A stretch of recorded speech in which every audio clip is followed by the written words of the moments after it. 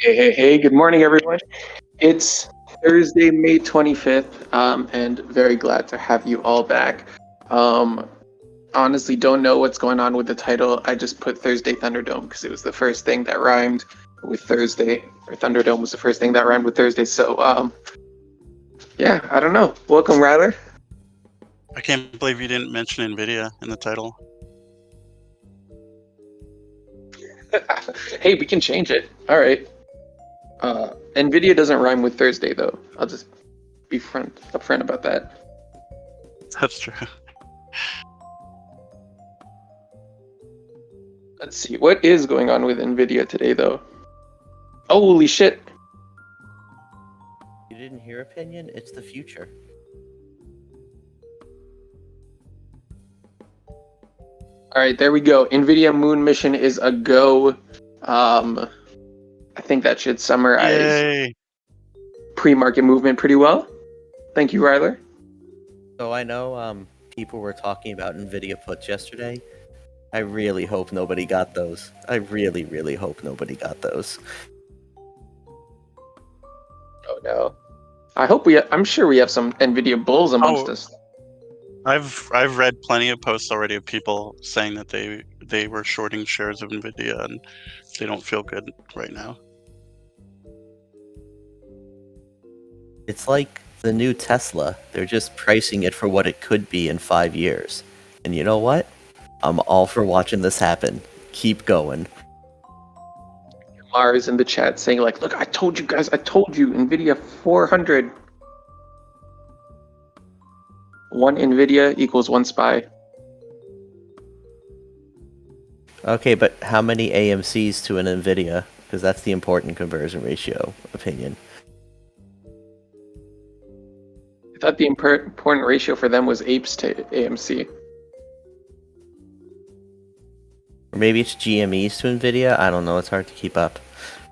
Or maybe GMEs... Actually, I think GME is going to buy NVIDIA, right? Because they make graphics cards and GME's the future. So, that's it. And then squeeze.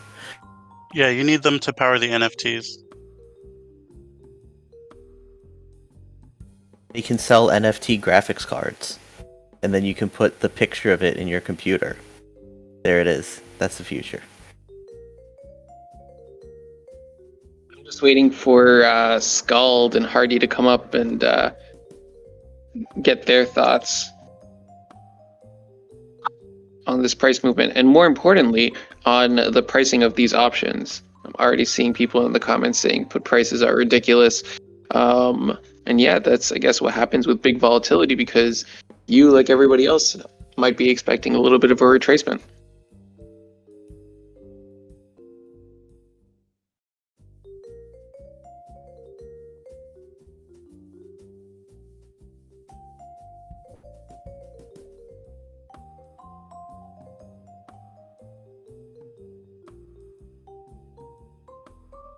I'm sorry, what was the question, opinion?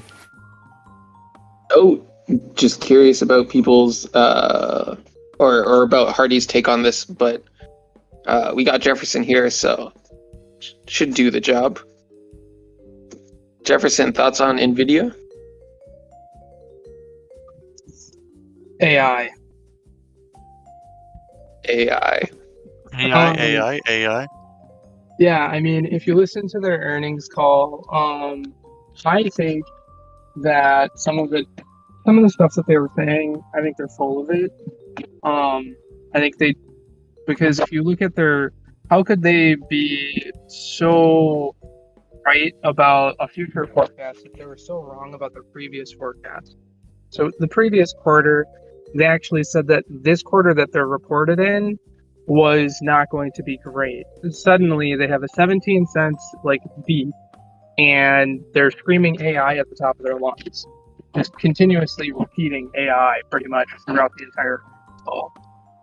I mean, there's probably, I haven't read through the transcripts yet, or ran anything against it, but you could probably count the amount of sentences that didn't have the word AI in it, or even those two letters next to each other, excluding Taiwan, on your hands and feet. I think the reality is, like, you've got all of these billion-dollar startups, Anthropic, Cohere, OpenAI, obviously, and they're all rushing to build these foundational LLMs, and they all need one thing and one thing only to get there: compute. So, I told. So just to be fair to NVIDIA, they've been screaming AI for multiple years. Like, let's not forget, I think it was, 3 years ago that people were pissed at them because they spent their entire earnings call talking about AI when they wanted them to talk about crypto.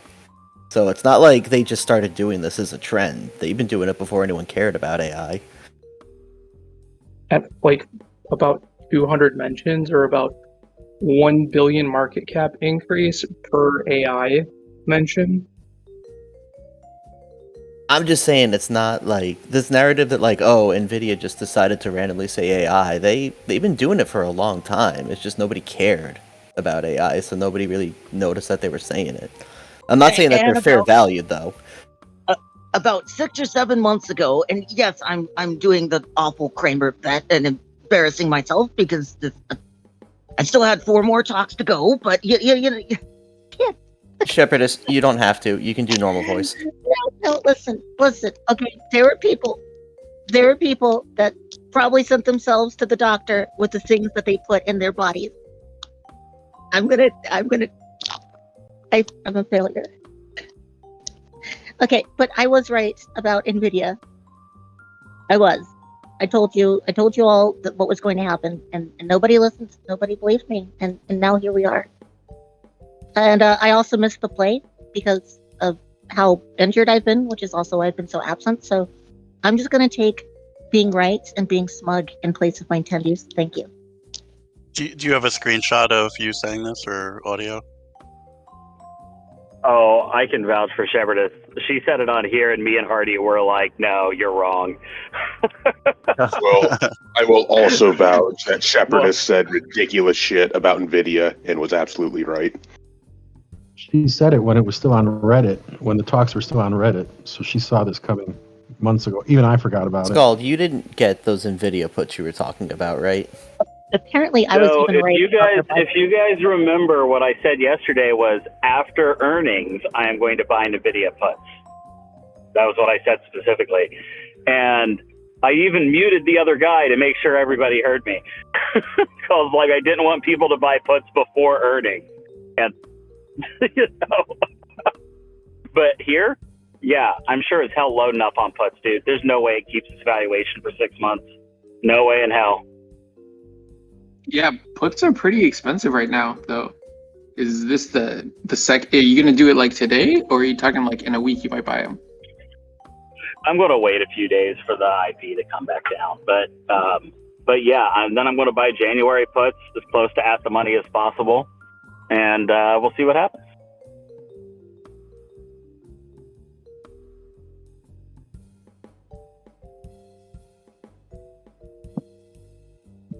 Anyone else? Say Tesla's PE is too high compared to NVIDIA's.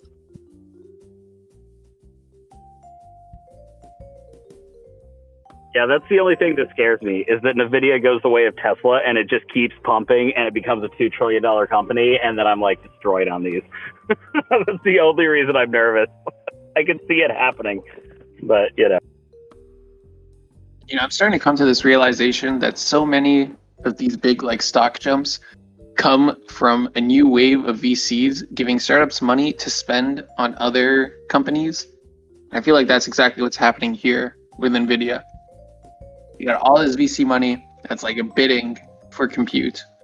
And NVIDIA's the only one. Daddy Jensen's the only one that can provide. You know, that's actually I think it's a pretty accurate opinion. Because, I mean, VC investment into AI is already 8 times what it was last year and climbing. At least the last report I saw, which was 2 months ago. So I'm sure it's really going up there.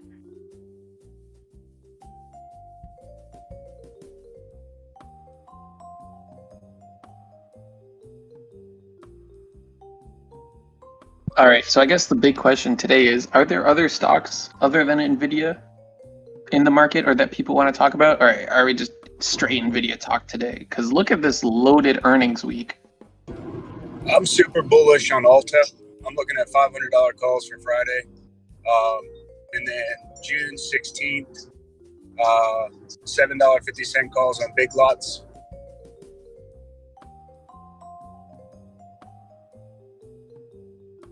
The big lots play, it's already over 750. Premium's cheap, and it's out until June. So they really don't have to do much to go up a little bit higher. Have you all talked about the pre-market index move that just occurred yet, or no? I apologize if I missed it.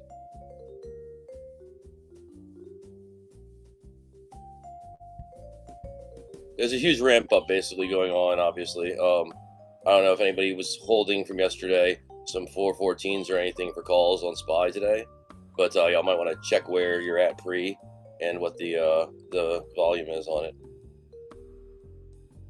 Or write it open. Just say. You know what? I think Build-A-Bear is going to have had a good quarter.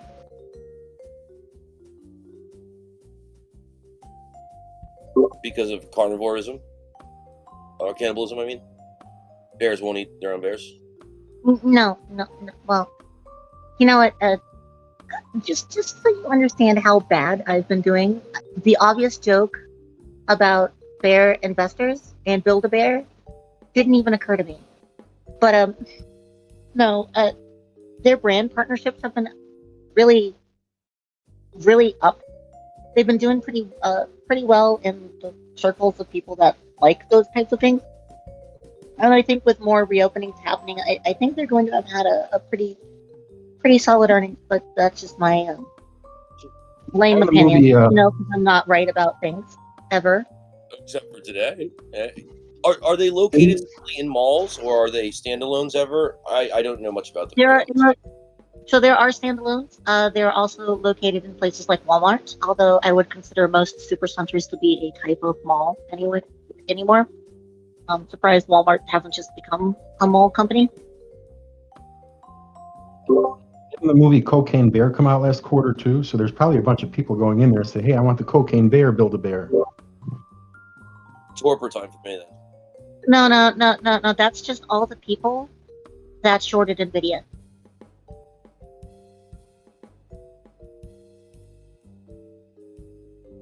Those are fake bears.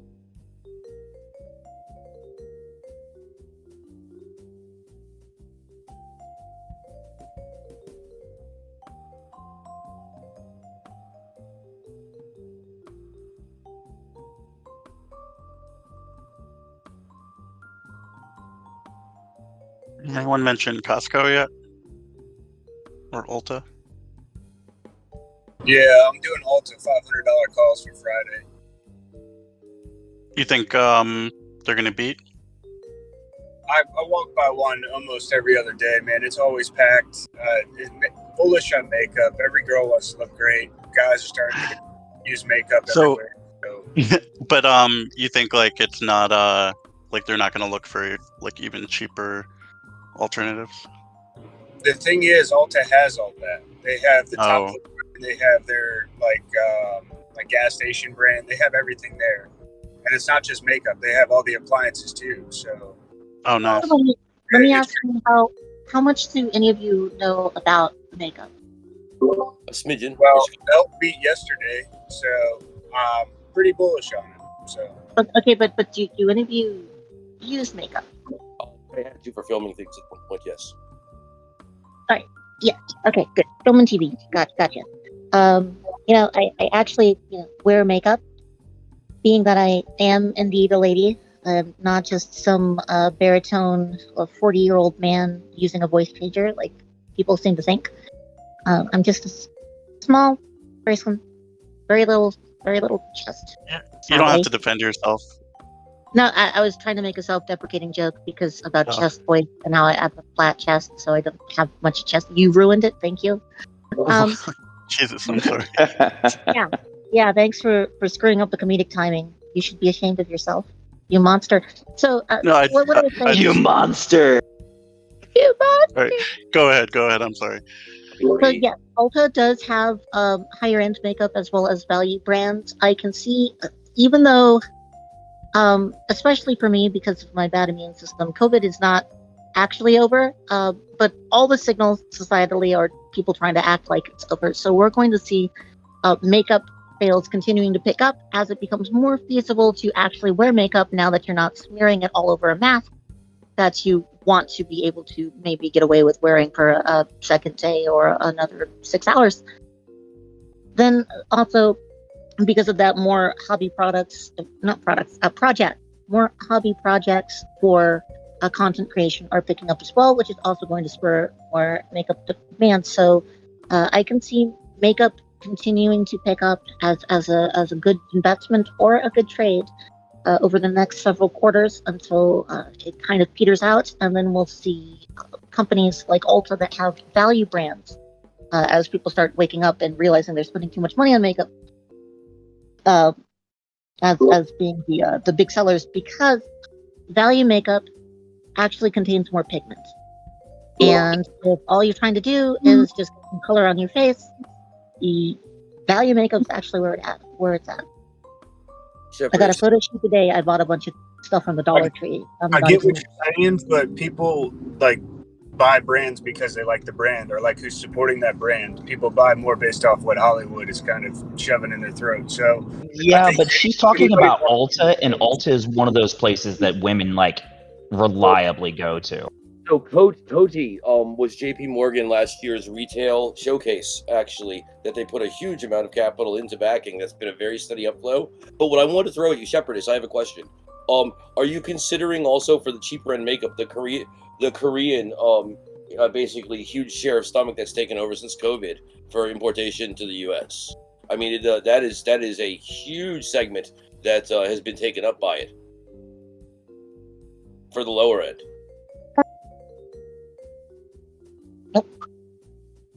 I still need to educate myself on how to on the Korean makeup, just because I mean, I look at BTS and I wonder how these people, you know, these older men still look like they're 19.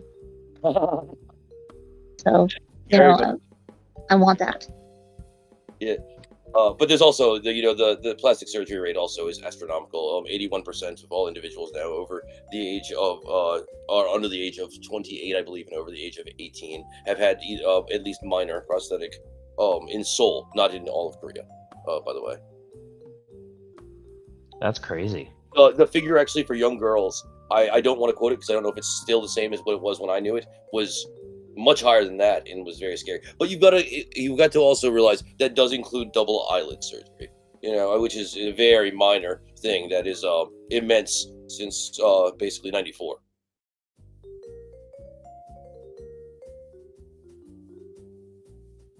But yeah, the Korean makeup thing is crazy, and the margins on it are absolutely insane for their shippers. And they also then have all the APAI market that they cover with that too. But yeah, COTY is usually my litmus for anything in makeup investments since that JP Morgan showcase last year. And it's just been a very constant upwards.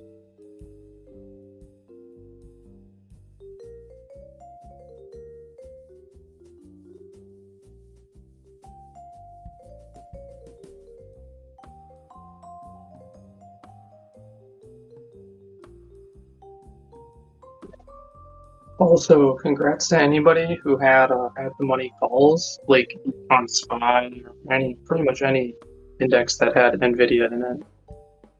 Or as Slut just said, those who were calls like Scald on American Eagle, and like Sluts puts on NVIDIA. Oh yeah, I thought calls on American Eagle for sure, based on the performance of Abercrombie and Fitch and the other fashion brands, and man, they tanked big time. Brutal. So brutal. At least I'm in a little bit better place because I hadn't bought my puts on the video yet. But I'm excited. Over the next few days, I'm going to load up on these puts, and it's going down. Yeah, man. Congratulations to you NVIDIA bulls, man. I mean, that's crazy.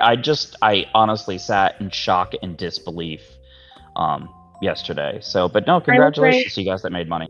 Yeah, shout out to Hendrix and his multi-bagger. I don't know if you want to talk about it in the chat, but he was. Congratulations, bud. What were you trying to say, Shepherdess? I was just gloating.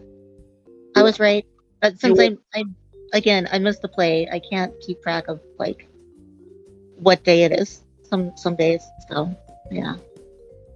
Pretty salty about it, but very happy to have been more correct than even I thought I would be. Think about it like this: Hendrix has 150 bagger on his NVIDIA calls. That's amazing. From what? How much did he spend again? How much did he put in on the trade? What was it, like $22?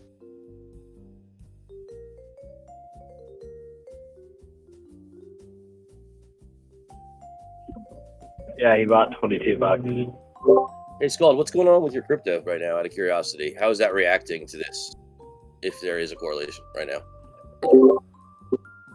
I think, well, I don't think there is necessarily a correlation between crypto and NVIDIA, mainly because Ethereum has moved to proof of stake.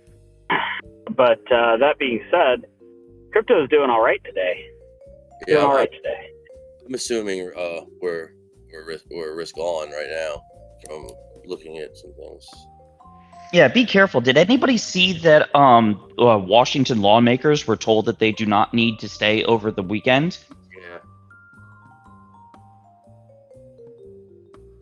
I mean, like, again, it's amazing for NVIDIA, but I mean, what the hell are investors going to do come Friday when people start to fucking worry? I think a deal's close.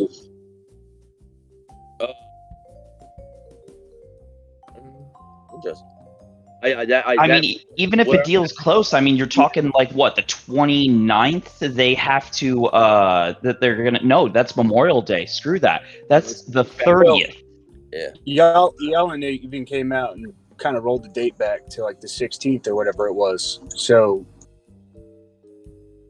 I mean, we'll see, but usually it's one or two things holding it up. It's all future spending right now, and allocating budget to a certain place. But it's Capitol Hill was quiet yesterday. Probably be quiet today. I live right next to it, but I'm pretty sure they're close.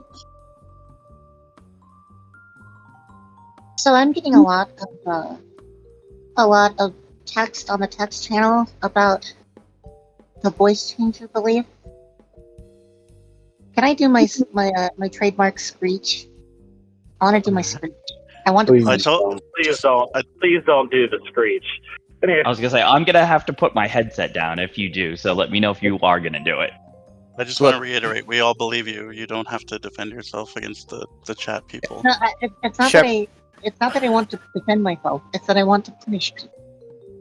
Shepherdess, we'll make a deal. I think we have a fair deal. The entire chat will defend that you have no voice changer, and in exchange, you will never do the screech. I think we're all fine with that deal. Does it look like that GIF that's currently in the chat? Sorry. Oh yeah, no. It's. I mean, it is a loud beep, but it's it's with my voice going even higher pitched. Because, this is more my normal pitch. So you could send a direct message, a voice message to someone. Yeah, to everyone that is in disbelief of your natural voice, you can send them a personal screech. Yeah, I really can't wait until I actually get my my mic interface set back up, and then load the voice changer software onto it, and actually use the voice changer. I think it's gonna be funny. Like, what am I going to sound like if I actually do the voice changer on top of my voice? So this is a kind of boring play. I brought it up the other day. But GM trades in a channel of 30 to 40. They're at $32 right now. I'm going to take $35 calls for June 16th and then $40 calls for September. Just hoping to play that channel. Speculative as fuck.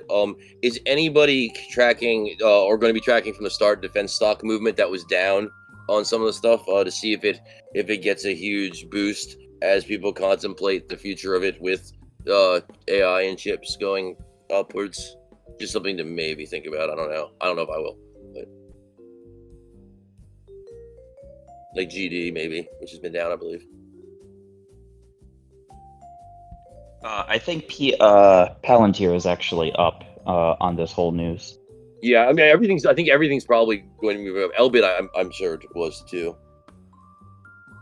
Hell, even Re Automotive is going up. Re is an AI company, I believe. Yeah. The Well, other earnings Go ahead. play I was looking at was Booz Allen Hamilton. I'll look Yeah. at some charts here. They're government contracting for the most part, but they don't like to lose money.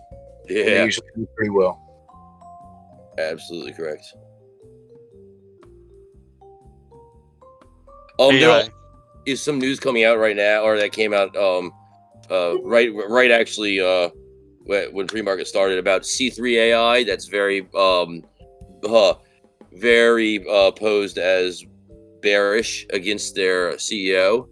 And I believe there's also an activist fund that's going to be spouting some stuff today to try and drag some things down, just to consider how that might affect things for anybody's plays, if it does. I was going to look into puts on them anyway because they ran up yesterday, did the NVIDIA stuff. 29's just high for them. They've been on a tear for the past couple weeks. I took some 27s out yesterday and 28s that were not doing so hot. They weren't really moving throughout the entire. I did it first thing in the morning. I'm kind of curious what will happen at but I fear it's going to boom for a little bit at least, but it will retrace, but it might get stomped. But yeah, that's the only one that I've seen anything really negative coming across on so far.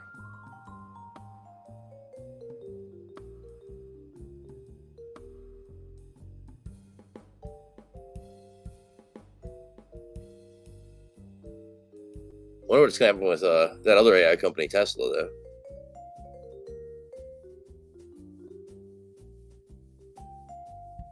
Which companies aren't involved in AI anymore? I think That's even Wendy's is. Wingstop. Oh god, guys, Wingstop will boom. Oh my god, we didn't even think about this. Well, Wingstop's an Are you AI guys talking company. about the Wingstop Wingbot, their new AI? Yeah, it's the sauce AI. Keep it saucy AI.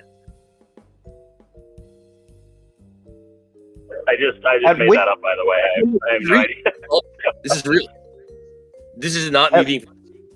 Tomorrow, Skull is brought up on market manipulation charges for spreading rumors of a skull. All he said was AI. At which point in time do we start worrying that we are losing too many jobs because of AI? When we actually don't need to lose any more jobs, I believe. Yeah, but somebody has to repair the robot. I have a friend that literally has lost her third job inside of a year. Big companies, big things, all due to AI. Well, all throughout history, there has been new technologies, and somehow people found new jobs. So I feel like it'll just work itself out. The economy is advancing through its stage. I don't know, man. And that's a lot of jobs that are just disappearing. I mean, well, didn't that happen with farmers too? Andrew Yang tried to warn you all, and none of you listened. The problem is I agreed with them.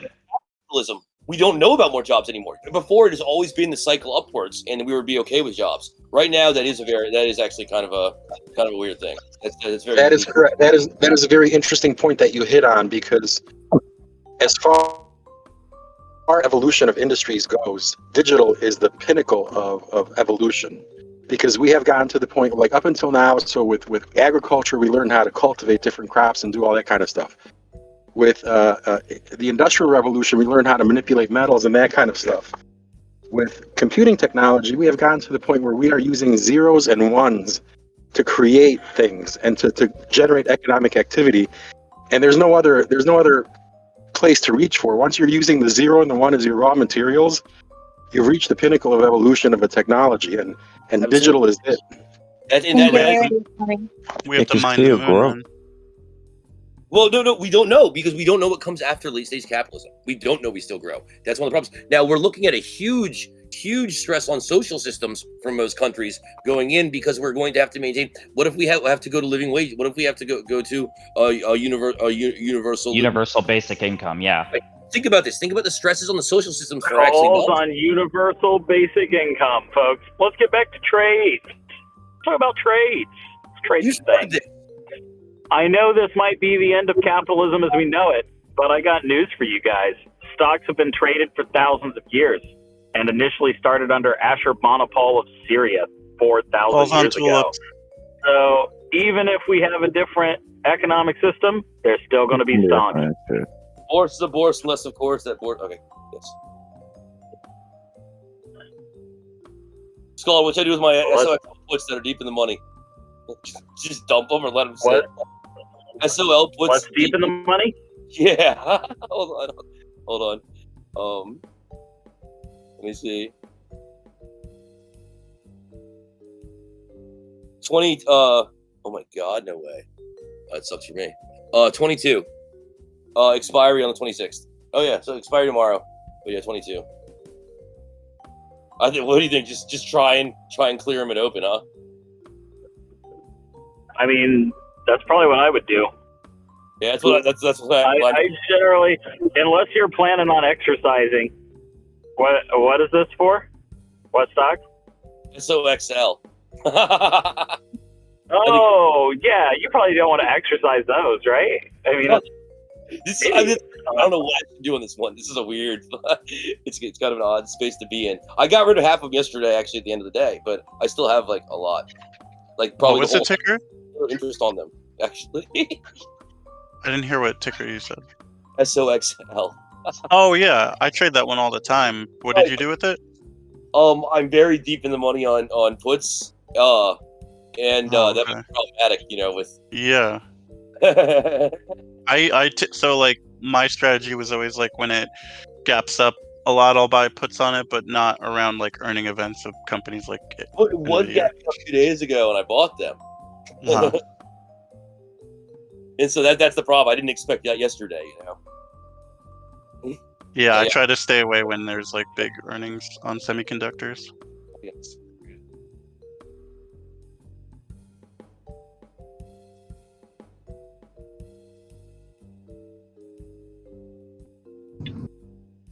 I'm going to double down on my Riot 1250 calls for next Friday. I have $12 calls expiring tomorrow as well. In fact, I want to have calls. He's doing miners now for calls unopened. Or if anybody else is too. Scott, any idea on that one? Miners at open? Crypto miners.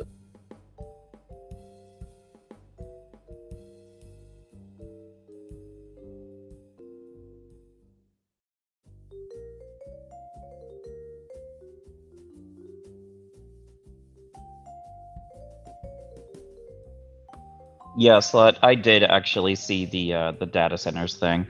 I also noticed that year over year, a lot of their stuff was down. So, I mean, that's the part that I'm still in shock and awe about, is how we can be this far up and we're not even at last year's profits. I mean, what is it? That's like 4 cents or something like that that's being cut out as a check this quarter, right?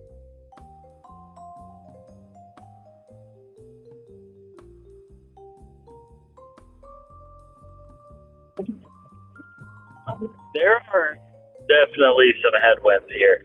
That's why I'm buying puts here pretty soon. You're going puts on what's called? On sector?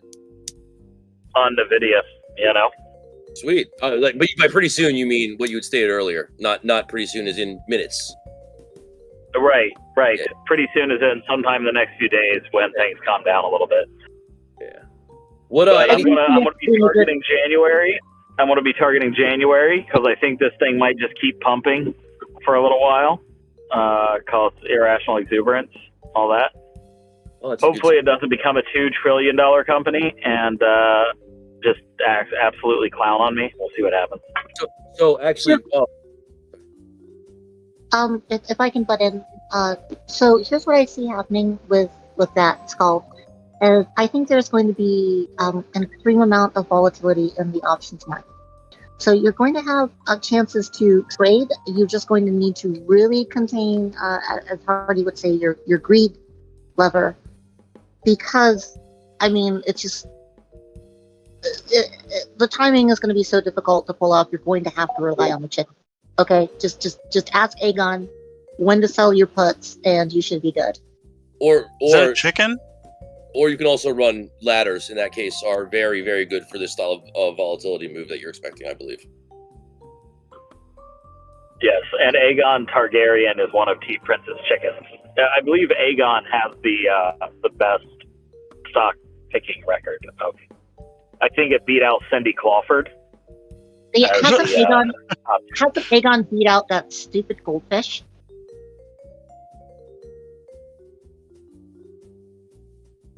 I'm going to look at Disney $90 calls for June 2nd as well. The 50 just crossed the 200 on the daily this morning, so I know they did see some upward pressure with the green market. I know they didn't boom yet, but I'm pretty certain in their earnings call they decided they were an AI company. Maybe Zoom gets some life back in them now. Oh, as an aside, whoever is doing Discord's voice filtering is doing great work, because I tried sending the re to a couple of people in DMs, and the platform actually filters out the sound as non-human voice. It's amazing. Oh, you actually did that? Damn. That's jaded, man. Holy. Did you guys see that thing where that former WallStreetBet member that has been banned blew up his account on NVDA puts? Down $44,000. Yuck. Yeah, even I wasn't that dumb. Was it journalist? No, it wasn't. It was another person. But they've spoken on the Reddit a few times, and they ended up getting banned from WallStreetBets for shilling. But it's plays like that that's going to make NVIDIA the next Tesla. I mean, people are just going to keep trying to. Dude, I was going to say the exact same thing like less than a minute ago. Yeah. And if there's no fundamentals that are going to pull it back, like you got billions and trillions of dollars of companies going into AI. I mean, if they're not doing it now, they're doing it in a couple months. So the pipeline's packed. They said they have no problems with any type of backlog or production right now. So it's just there's so much good news around it. And it just created a bunch of whales that are bullish on it, just like Tesla did when it boomed. So I mean, even more supporting on that one, by the way. Yeah, I added $500 calls to my watch list for later this year. So I'm gonna look into it. Oh, NVIDIA? Yeah. Okay. NVIDIA. Joseph. They've been there before and split, so I don't see them not getting back there. Especially if everybody's gonna start buying puts, it's cheaper to pay out the other side. Yeah, I can't touch that for 30 days, so. Oh no, I'm not buying them now. I just put them on my watch list. So, I just loaded up Scald. It might be worth looking at Taze Up right now, the secondary bourse for Israeli, because there's like 45 different AI companies on it. Actually, right now that I know of already in my list, which are all crap usually. But I mean, they might really boom. If they open a $500 call for Friday, Jeff, I'll buy it just because.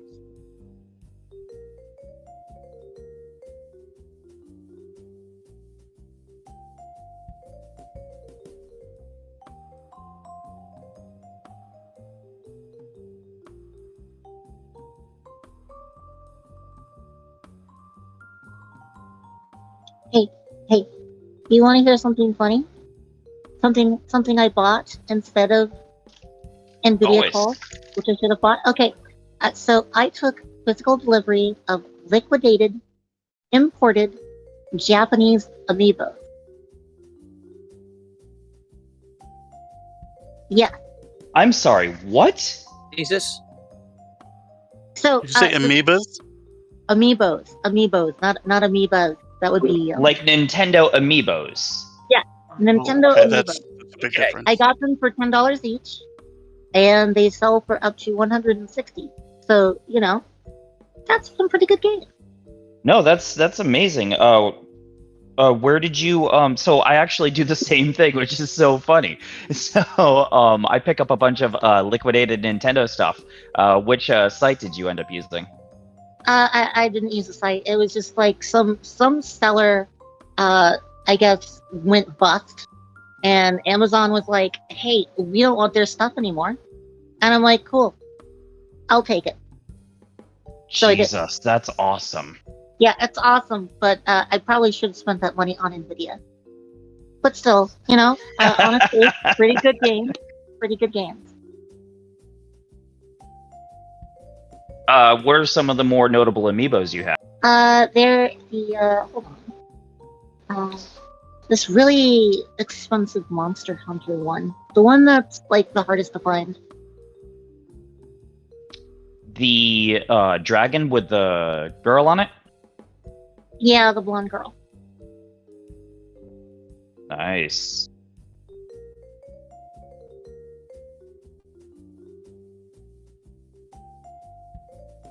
Where are you selling them on eBay?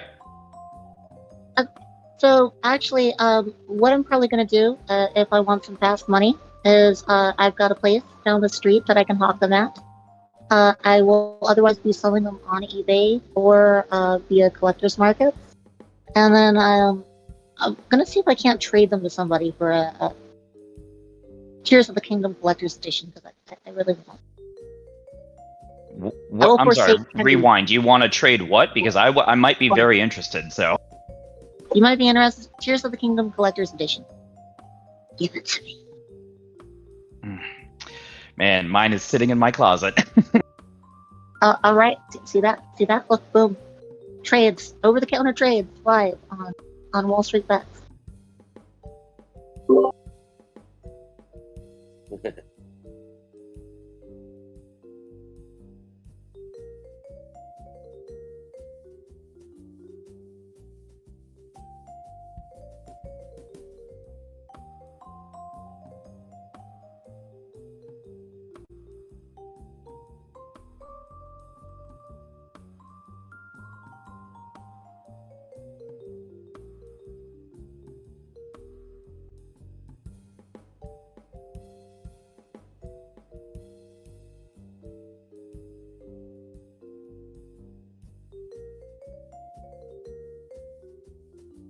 Are you still talking about Shepherdess telling you all about NVIDIA?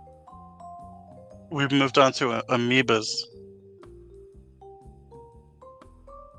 Amoebas? Yes. Single-celled Nintendo organisms. Good lord. Shepherdess, I shot you a friend request so that way we can possibly work out something, alright? Sweet. Alright, well, this is not like the old talks, so where are the plays? Pepsi. We're waiting for. Goal. I'm always bullish on Pepsi, but it's at a discount, I think, right now, 182. 195 calls for August 18th are just at $2 or a little over. So I'm going to look to get into those. Should have a run up. Earnings are in July.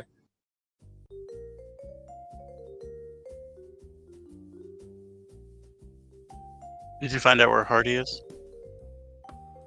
Not he is deep in his hole, perhaps, somewhere?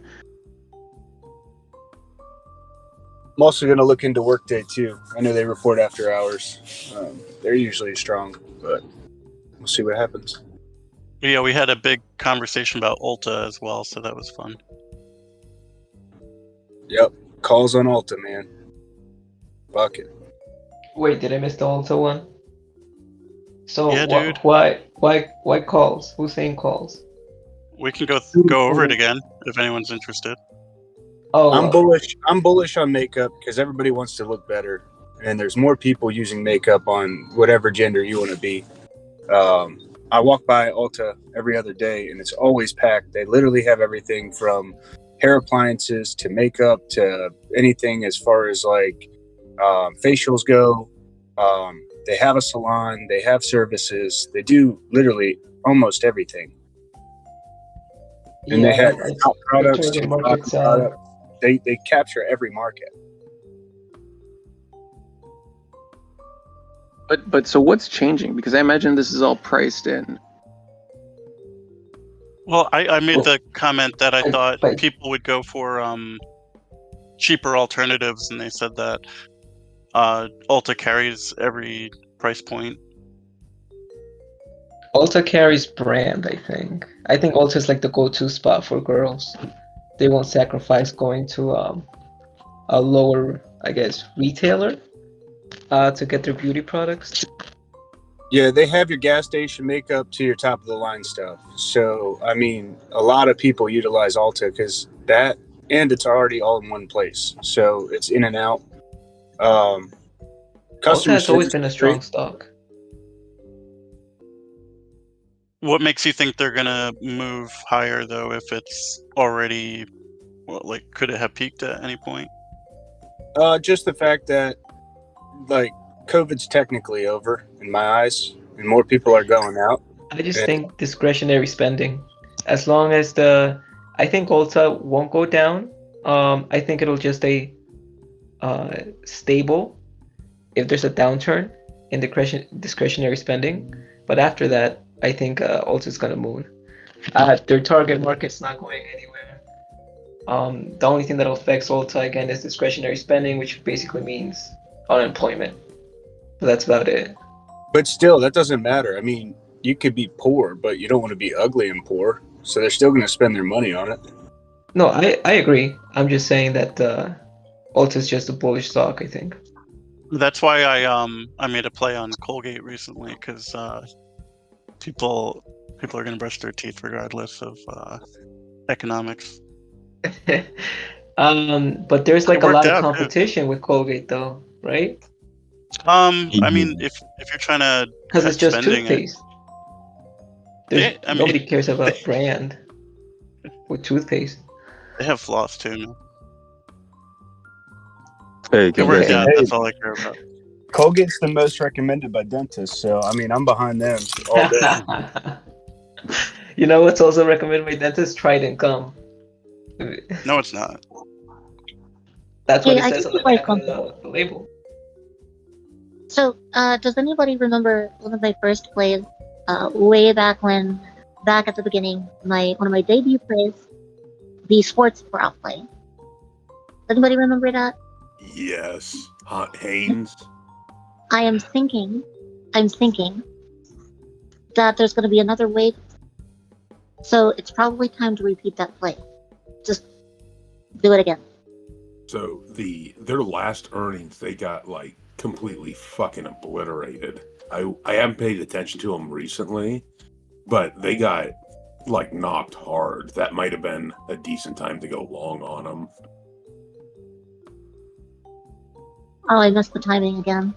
Well, I haven't watched them recently, so it might still be a good entry point. But if I remember correctly, they stopped their dividend payout is part of the reason why they got knocked so hard. So if somebody was to go long now and hoped and waited for them to reinstate that dividend, that could be a decent play. Well, it wasn't just Haynes. Who else was it that did the oh goodness, I don't remember.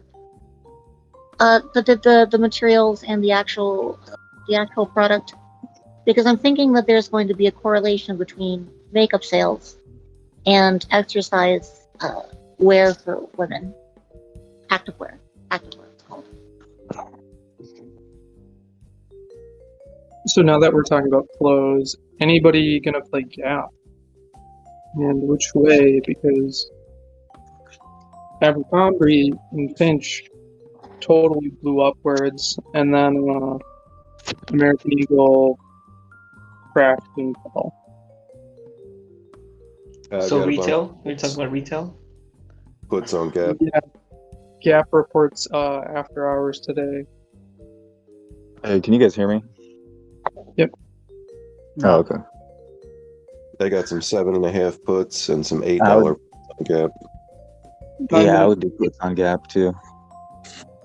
And I just quickly wanted to share a play. I just got into Toyota put 135 put for June 16th on Toyota. And that's all.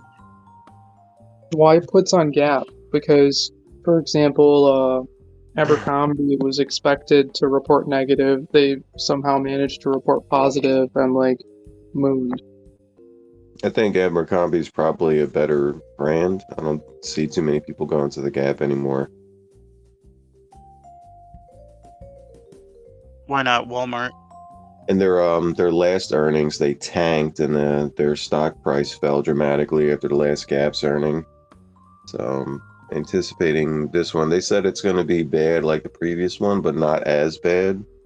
Predictions, but it's all speculative.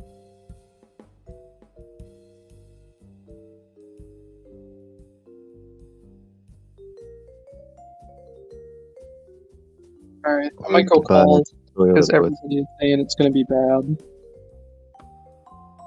You're going to inverse? I'm thinking about it. I think there's a higher opportunity to make more money than even reporting 1 cent positive. I got puts on Pac West as well. Those are definitely going to print when the market opens. Definitely. Are you getting into Pac West because of that they sold their commercial loan portfolio? Is that the reason why? Yeah, that was like the indicator. Like I made a lot of money on Pac West a couple weeks ago with puts, maybe like a month ago. So I'm hoping it's going to be the same thing. Because it's weird. They went up when they announced their sale of the CREs, and now they're going back down. So I just think they've been kind of flailing for a while, and that's like their last ditch effort. And I think they announced. Well, they are. They said that they're thinking over the idea of a potential sale even after the sale of their commercial loan portfolio. Yeah, they're. I think they're in desperate times. They're looking for anything to stay afloat before they can sell out. I think a couple weeks ago they released an announcement for like a 1 cent dividend or something like that. So it's just like doesn't look too good for them. Quick question on Gap. Did they announce any layoffs? Did Gap announce any layoffs or anything like that would change their profitability? That I'm not sure.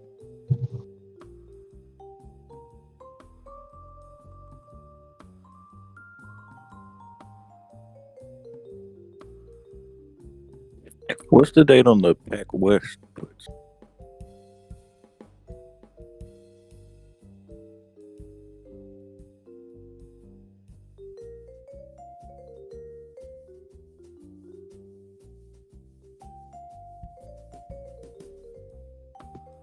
I have June 2nd for Pac West, and I think some May 26th that are ending this week. So hoping some of those will print.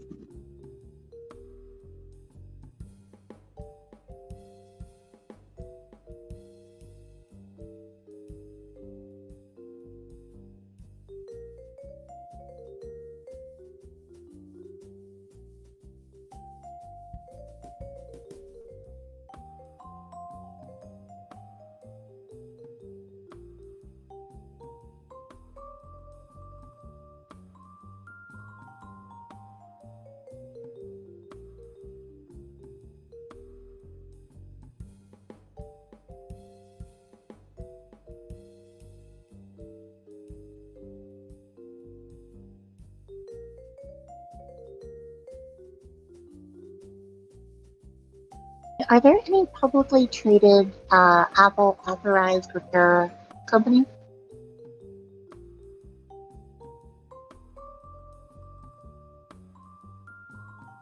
Right. Sounds like a very niche.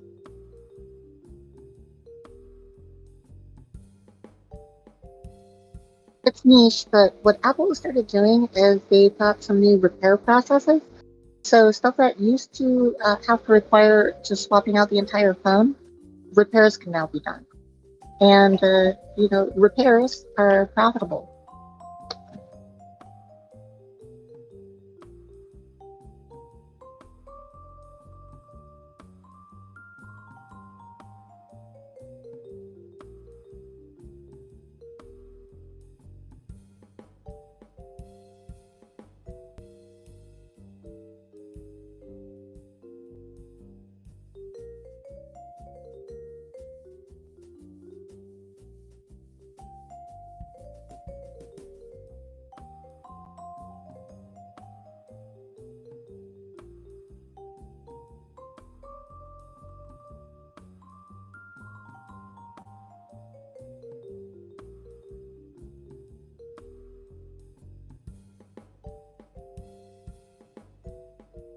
Afraid the Zones is coming on. Just here for 2 minutes. At NVIDIA bears. All those bears were shorting it yesterday, and were lipping when I said that it's probably a bad idea. I hope you're enjoying your losses. All right, I'm out. Thanks. All right.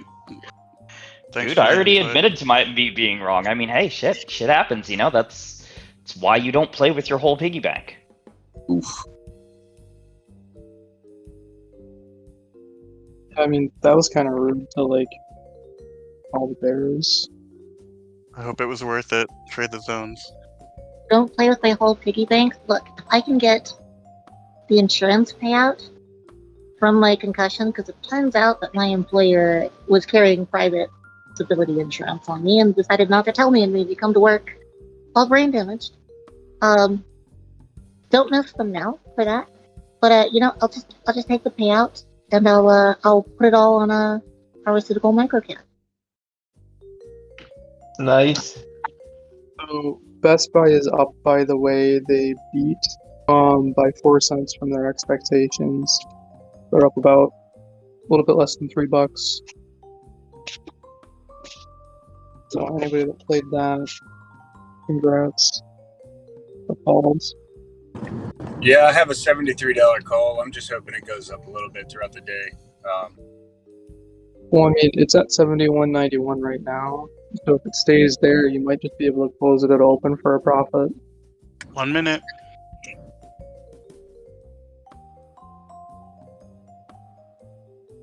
ExxonMobil is at 106 right now. They usually, since October of last year, they've been trading in 100 to 117 range. And it looks like it's starting to come back up. It's more towards delta neutral, so I'm going to look at $110 calls on that for later June, July timeframe.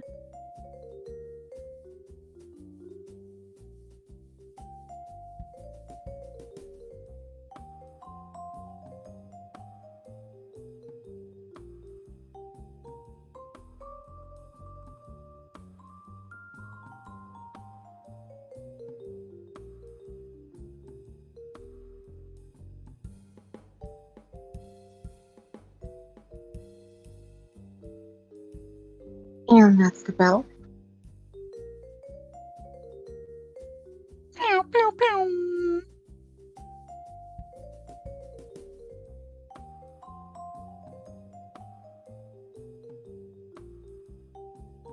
Because other people aren't the boss of me, I'm just gonna do an ASMR speech.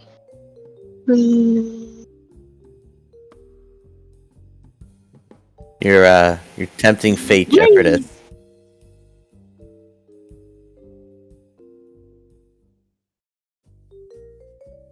I mean, don't we all tempt fate on a daily basis with our trades? I mean, really, does not one confront fate whenever they even so much as look at spy? That Pepsi 195 calls at 170 right now per contract. I think I'm going to enter here. But I usually wait to about 10:30 before I get into anything. So I gotta say, I respect people for still getting calls, considering that debt ceiling kind of has to happen soon and could easily F up the market. Oh, you guys, no fear. Yeah, man. I mean, that's exactly, I mean, literally just thinking about the simple math. Politicians were told to go home over the weekend. Sure, sure. Let's even call it a deal. That deal doesn't get on the table until Tuesday, the 30th. And then it will be too late for Yellen to come out and say, oh, by the way, I really meant the 16th, not the 1st. There's going to be way too much people that are going to automate their withdrawals on Friday. I think that's just a little too bearish. Capitol Hill's quiet. I was there yesterday, right off the hill, and none of them look like they're sweating. There's only a couple things holding it back. The fact that they're not staying there over the weekend means they're getting close. And I don't think a default's going to happen.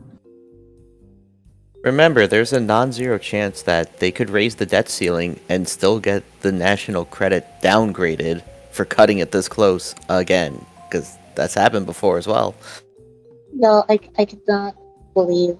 I'm looking at my paper trading watch list, and I cannot believe the insane gains on the NVIDIA 400 calls.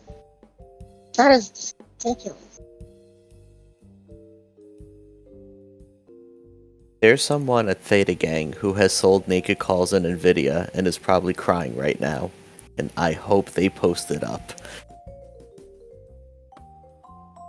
Also, in fairness, when people are saying like, oh, invert anything Mr. Java says. And I mean, yeah, but, if you inverted my bank calls too, then you would have been, SOL. So, I mean, it's 6 one way, half a dozen the other. You just have to trade. And, if you want to invert me, go right on ahead. That's cool too. But, we all make mistakes and just call it real, I get some hits and I get some losses, just like every other human being on this thread. Except for me. Well, I mean the CEO of Citadel, yeah, right? Listen, at the end of the day, either your play works or it doesn't. So you got 50-50 odds to make money in the stock market. That's pretty good. Yeah, right?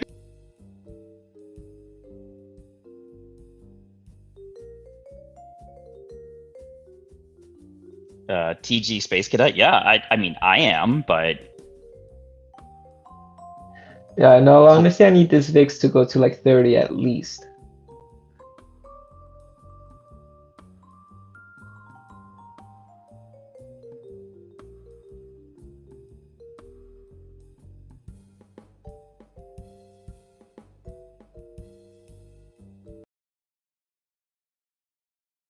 And I don't think you're wrong, Java. I just think that NVIDIA right now is different than a fundamentals trade.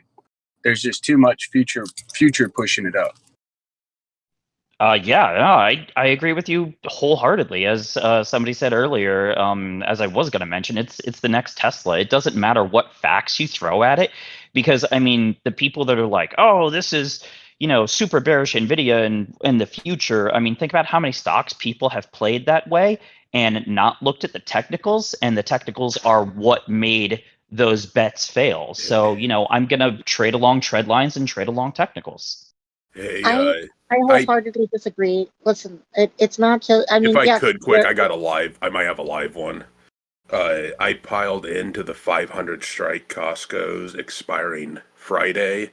I plan to exit those tonight before close. My average is just under 100 apiece. It took a pretty severe dive right at open. I think into the day it's going to kind of climb up, and IV might continue to creep up before earnings, but I want to be out before earnings. So what I was saying is, so my whole thesis on NVIDIA was actually based off of fundamentals, off of what's happening with the AI market. What I encourage everybody to do is go out and experiment with these products, these different language model products. It's not just GPT, all right, and it's not just Dolly. There's tools coming out where people are going to be able to generate game content on the fly. We are at the cliff of a complete revolution. I'm not being hyperbolic. This is just what's happening in front of us. And so NVIDIA is very strong on fundamentals in that it's got the compute that people need. It has the hardware that people need. And then there's going to be future speculation on top of that. And I think there's potential to play the bubble that builds on top of that. But right now, what's happening is the market's catching up to the reality of the fundamentals of what's really going on. So on that, I agree that so I feel that the bubble is already here. And like you said, it's that speculation it's the future speculation, because if you look year over year, they're down a lot. And sure, if you want to play that future speculation, and it is the future, .com was also the future, and there was a massive loss on that because too much money went into it too early. And that's exactly what I was looking at, is the fact that I was like, nope, there's a little too much money going on this a little too early. Yes, but the thing is the revolution is here now. Things are happening now. So was the .com bubble. Now. Well, no, the .com was a little bit different because I was there because everybody and their mother could open up a web development shop in their garage. To be fair to the .com bubble, Java, while it is true there were a lot of shitco's that screwed it up, the good companies came out of that and absolutely ripped, right? So there is that other side of it. Aside from that, the .com was different in that anyone could do HTML. Like HTML and doing a website was pretty easy compared to the effort that's required to go into AI.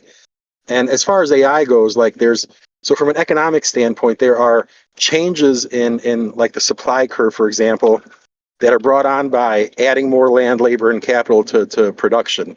And then there are shifts in the supply curve that are brought about by technological innovation and transformation. And NVIDIA is one of those companies that is causing a shift in the market conditions right now, not just a change in the market conditions, but an actual shift in the market conditions. And they position themselves as the leader in AI because they have it from start to finish, from hardware to software to services to solutions. I mean, this is way bigger than .com stuff and a .com bubble. There's not, because you can't. It's the next Skynet, man. it's not easy for a mom and pop shop to open up an AI shop out of their garage anymore, because the players that you're playing against are so big, and what you need to do it is so technologically demanding that it's not easy for anyone to just get into it. And NVIDIA has clearly positioned themselves as a leader in this area, and I think they're going to hold that position for quite some time. You're not wrong. None of that part was wrong. All I thought was that we invested too much too early. That's all it was.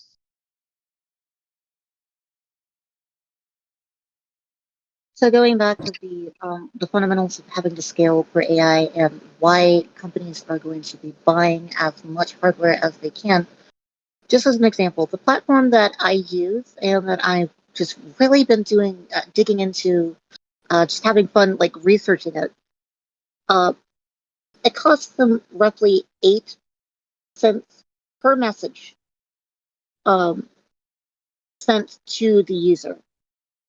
And we're talking several million conversations and several million messages happening per day.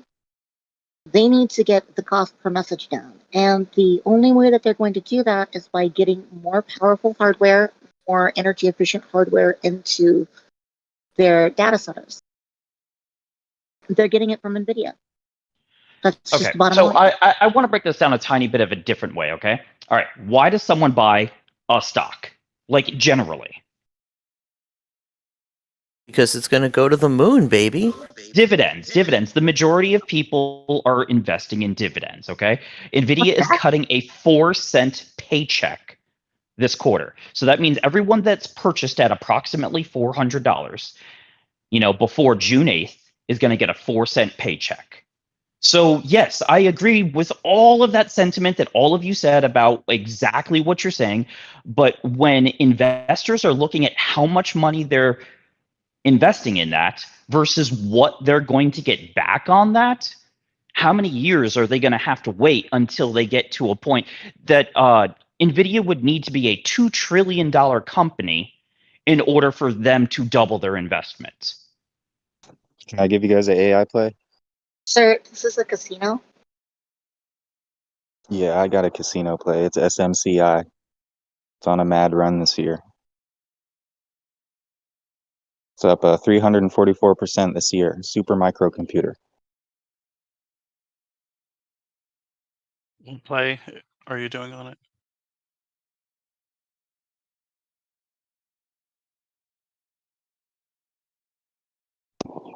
What'd you say? What are you doing on it? Like calls for a certain expiration, or just holding shares? No, I'm just boomer strategy holding shares because it's running so far. I like it.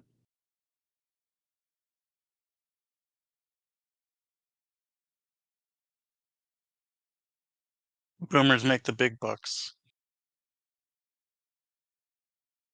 Or maybe they That's just what my don't lose. wife's boyfriend says.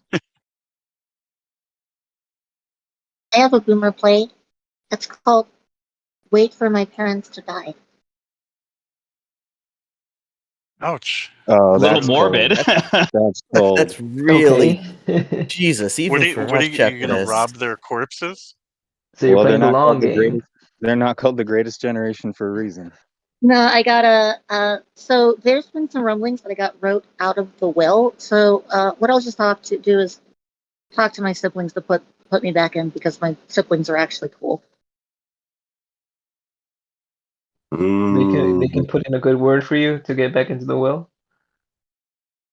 No. We'll just lawyer it and say that my parents weren't in their right mind or something. But yeah, that's why I'm always so motivated to be make those big gains so I can prove myself financially on the markets and to my dad because I got the Warhammer 40K level daddy issues. Okay, cool. There was a Anybody little got bit of plays? there was a little bit of talk earlier, and some of us were wondering what happened to all the Dole Bears. I haven't seen or heard out of them in a little while. I was wondering, did they go extinct, or I'm open to hearing a bear case on Dole. Just haven't heard one in a while.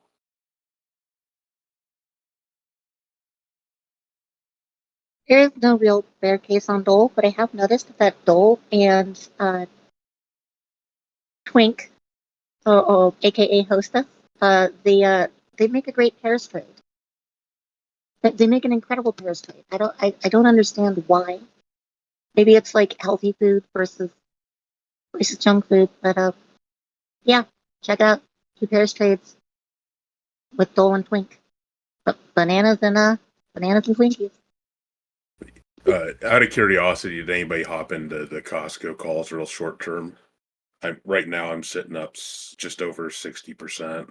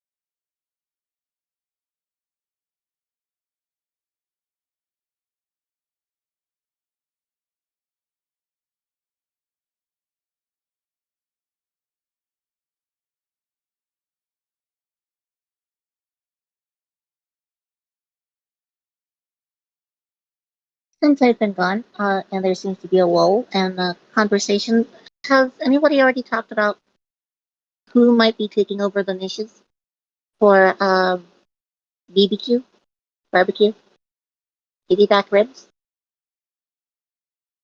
What? What companies are taking over the shoppers from Bed Bath and Beyond? Home goods. Pickleball is opening up. Hasn't it always been Amazon? Isn't that what the issue was? No, that's always the lie, right? Like everybody was trying to say, oh, online stuff is going to kill GameStop. Online stuff is going to kill Toys R Us. Online. Look, when Toys R Us went under, so first and foremost, the real estate is still empty. What's up with that? But when Toys R Us went under, toy sales across the industry freighted by double-digit percentages because there wasn't even the infrastructure to sell the toys online, and yet everybody was trying to say, "Oh, the toy sales are online." Well, then where did all the toy sales wind up going if online had already cannibalized them? First of all. Second of all, there are people who did shop at Bed. Home Goods and TJ Maxx. That company was terribly mismanaged.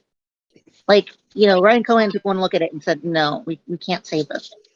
So, who is taking over the shoppers? People are saying TJ Maxx, probably good. Probably some plays there to see Home Goods. comes up on top. Wally World. I like the Home Goods call because they also charge 20% over what things should cost, just like Bed Bath & Beyond did.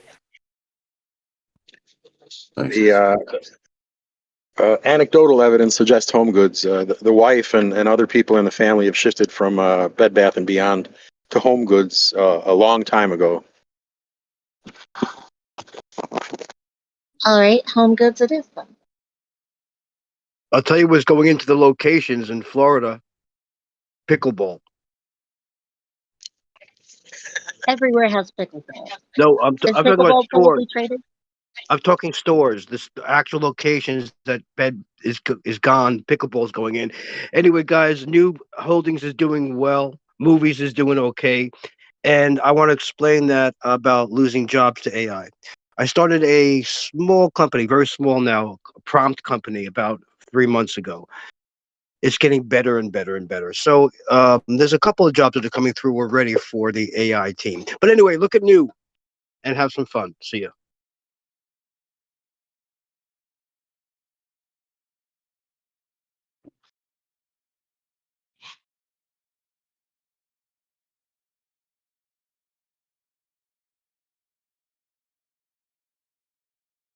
Okay, who is that guy?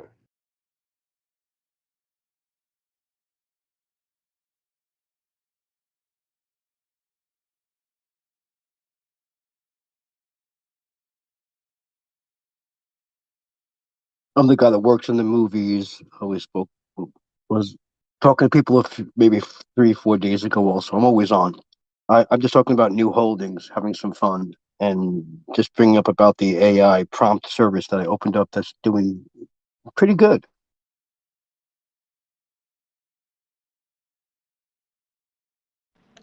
Good morning, Georgia. Hotel. Correct. Georgia, Florida, LA went up. Mostly Georgia, Florida. Yeah, that was. No. I was saying good morning to Georgia. I'm sorry about that, man. Oh, I'm sorry. Georgia's a human. So how does the prompting service work? I mean, do we know that Georgia's human and he's not AI? I questioned that one time, but he went on camera.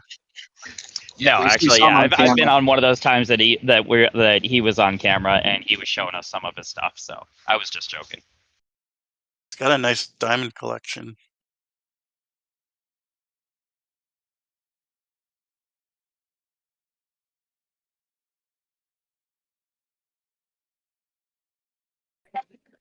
Actually, Georgia, since you do silver casting, I have some work for you. I have some pieces that I need cast in silver.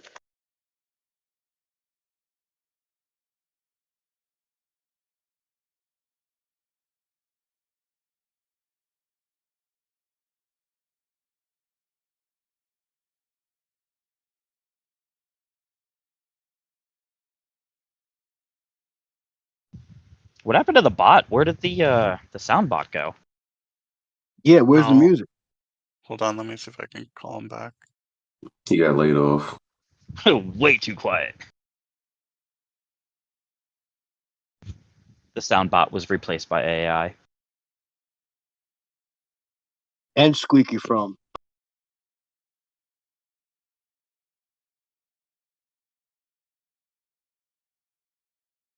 I can do sound. I was told that we could call him back by tagging No him. sound out of you, Shepherdess. No screeching.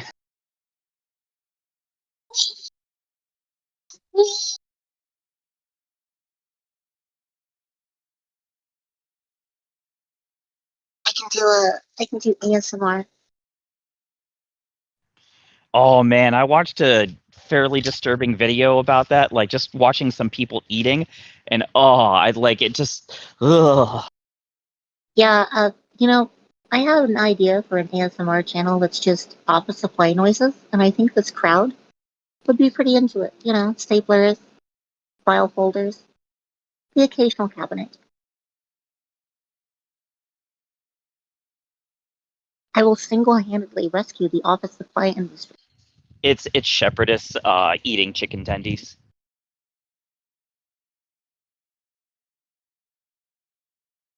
Good morning, Britt. What's the play? Calls on Hello. Teletubbies?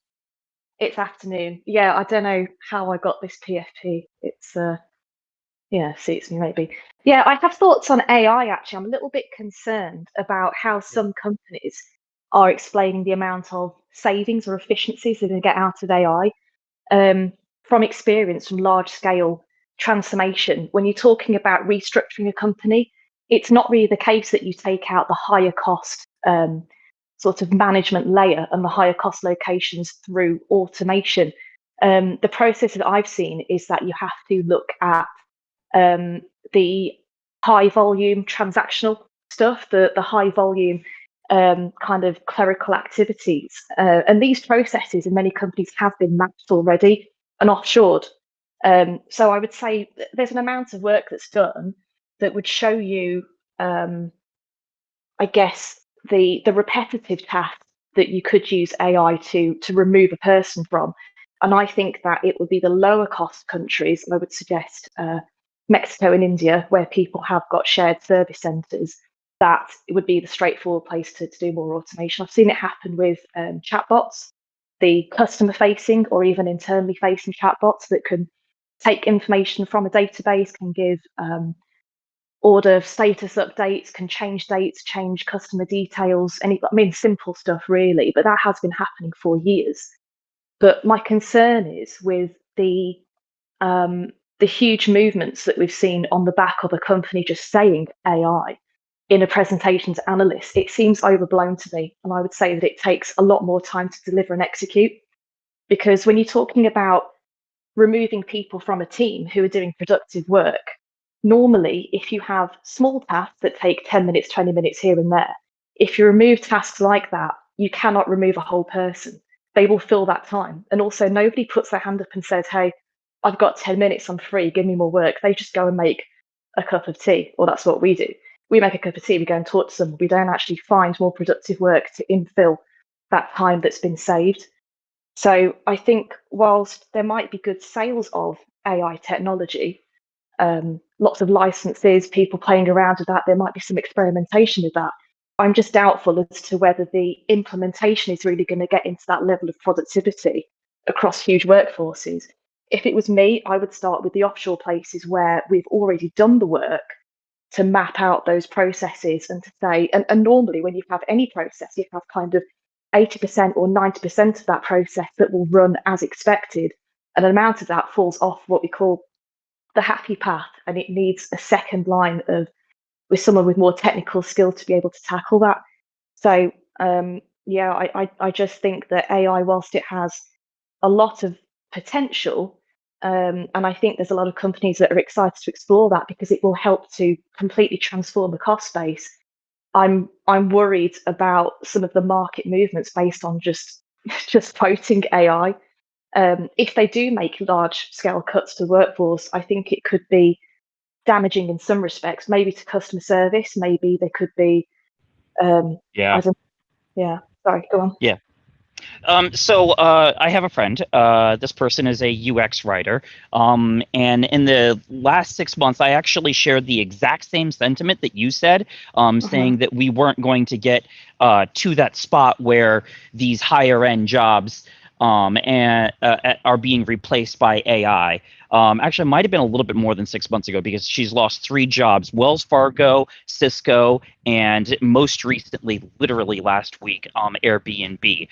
Have all replaced UX writers with some basically like a supervisor language model team in which you would have like a 1 or 2 supervisor set thread, and then you'd have these large language model AIs assisting them. So it's massively cutting down. So if you would have a team of 10, you now have a team of 2. I agree with you. I think that this push for this so quickly, especially when we don't understand it, is going to be disastrous in the exact same way that BuzzFeed fired all their writers and then literally went under in 3 months. Now, granted, that's what a shame. an internet thing. Yeah, exactly. Why? I mean, but goddamn, I'll I miss mean, them greatly. yes, I will too. But I mean, they deserve what they get. But that's the problem is that I think that's what we're moving to is there's so many people, and some of the upper AI executives have warned against this. Is that this adoption is way too fast, and people are trying to implement it for the almighty cost of saving the fucking dollar, and they're not realizing what they're doing. Skynet all over again. Yeah, agreed. Can I British, enter- can I add? I'm sorry, I have one quick question. British, I assume that you're over in England right now, or are you over in America? Yes, no, I'm in England.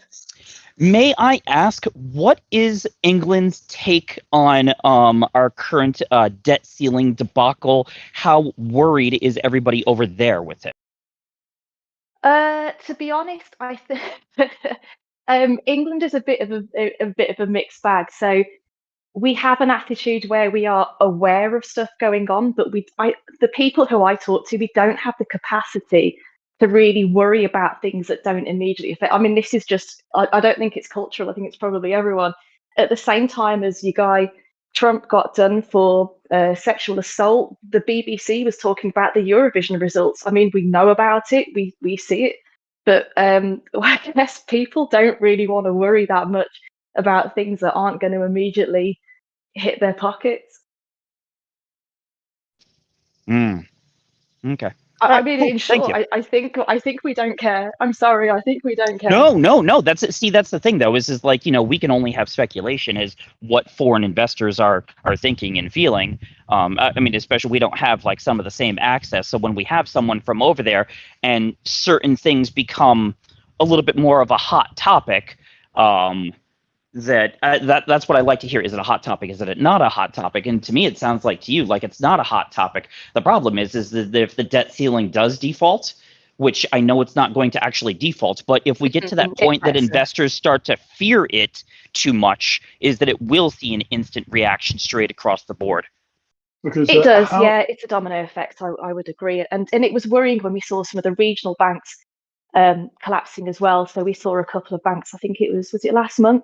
So when I work in finance. When we walk into the finance office, we immediately asked how many of our customers and suppliers would have been using that bank. What do we do about it? Do we continue working with them? You know, we have to do credit checks all the time, so we have to ask that question when we're working with other companies that could be impact. I work for a global company, so yeah, awesome. I mean, it's of interest if it directly affects us, but Britain has its own worries, I would say. Our inflation is I still. hear your inflation is actually a little worse than ours, isn't it? Oh yeah, it's bad. It is pretty bad. I'm seeing people who are affected by that. You can see a change in behaviour in the way that people are shopping, the way that they heat their homes, or any decisions that they make that are personal. So I think people are adjusting, just like we did in the pandemic, where we couldn't go out to restaurants and bars. It's a similar thing where if it's because of monetary reasons, again, you're going to see people who are not able to use hospitality activities, facilities, the same things they did before. So people are going to adjust, and consumer spend, I think, is going to continue to be low until people are feeling flush again.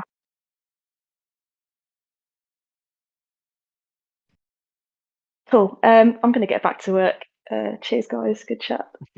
That was a good chat. Thank you so much. Cheers. Thank you.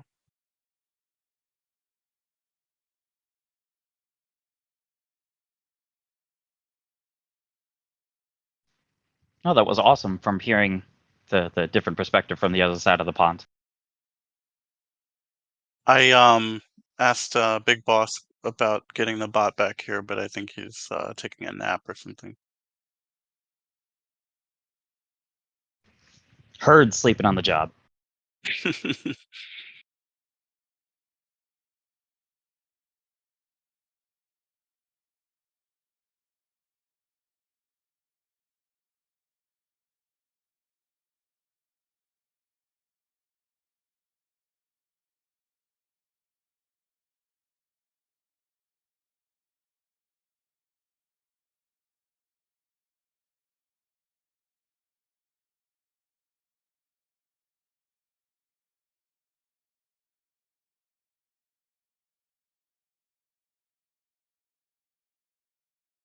Seeing that the United States has not defaulted in the past, doesn't that mean double down on bank purchases?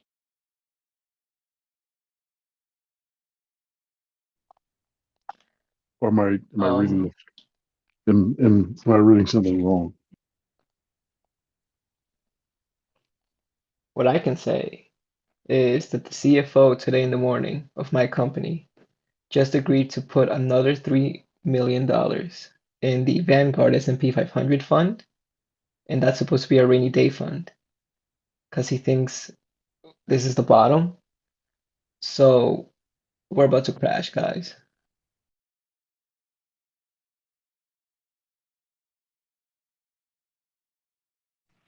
I'm sorry, could you repeat that? I missed half of it. It was breaking up. So the CFO of my company, it's a insurance company, large insurance company. We have a rainy day fund. He put an extra $3 million and he doubled down on the S&P 500 Vanguard fund because he thinks this is the bottom. And so he did that today. So that's what. Does it invest in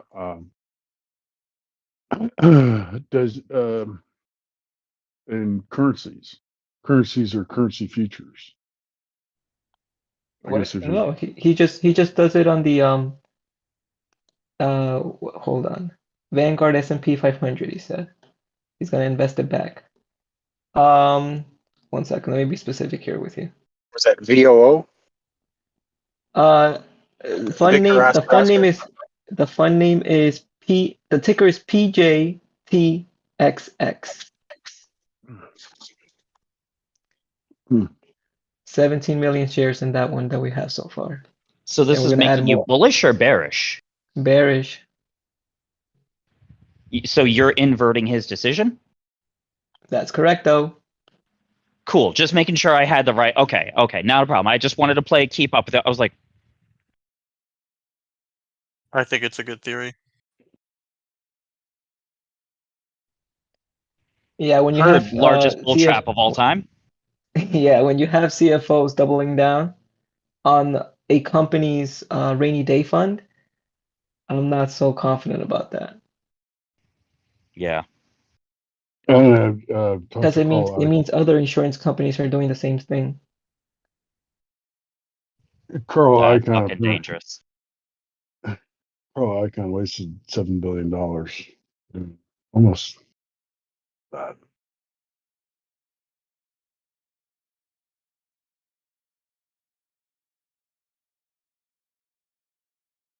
What did Carl Icahn do? Took money from his company, $7 billion worth. Shorted. Oh, He shorted. No, he shorted. No, he shorted the markets, and the markets went up. No, he said that's a paper loss, though, right? He didn't close out of those positions. He just made a comment that it was a mistake. I'm pretty sure he's still holding on to those positions because this market isn't over, you know.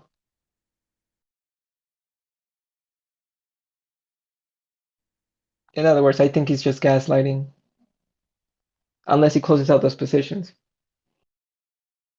Carl Icahn was called out for, and the ticker symbol involved is IEP, and which up until recently Donald Trump was listed as a president. Yeah, he's not listed as a president anymore. There's no announcement that I have found or explanation. Oh, you mean IEP is Icahn Enterprises? That's his company, pretty much. That thing took a nosedive from 50 to 20. I'm guessing Hindenburg. Right. Yeah. The question is right. So he was short these securities markets, and they went up to to the degree I think he was short like $11 billion. So he lost $7. Wait, You're saying he shorted his. He It has shorted. to be a different company. No. Well, He shorted his own company, IEP. Well, IEP is a conglomerate. So one question is how much did he have his hands in the conglomerate? Did he take money from the conglomerate and then lose it? $7 billion was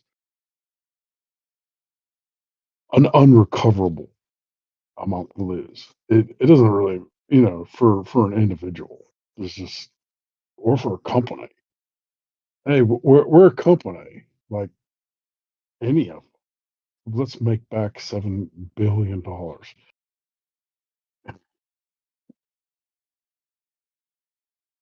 That's not going to happen.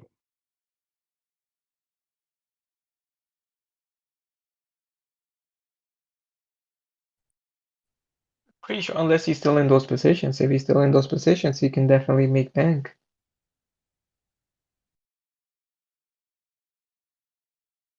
Now, if he closes out of those positions, it's definitely harder because I think what's the percentage to gain when you lose?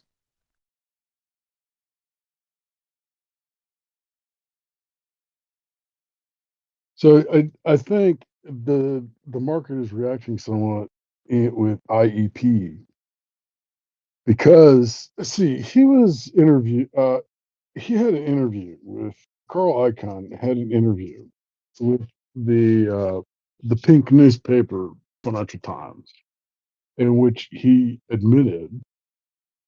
Let's go back to the beginning. There was a report that came out, and it was a shorting. It was a report that was written by shorters. Hughes. So if you look into the news feed of IEP, you'll find this the mention of this news article. And Carl Icahn, he comes back a day later and he says, the shorters, we're going to fight the shorters, which, honestly, there you go. That was your flag, whatever kind of color flag that you want to make it, because there's no such thing as fighting the shorters. The only thing you can do is you buy your own stock in increasing amounts. That's how you fight the shorters. So that was back at like $32.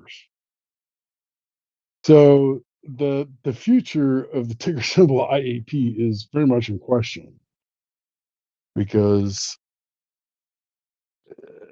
it it it it depends on what Carl Icahn exactly did.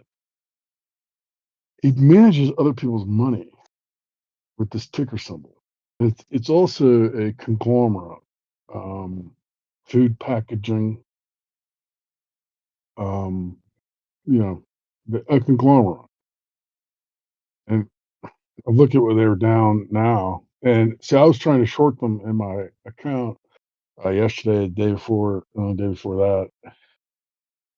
It wouldn't let me. It would not let me short them. It was just sinking.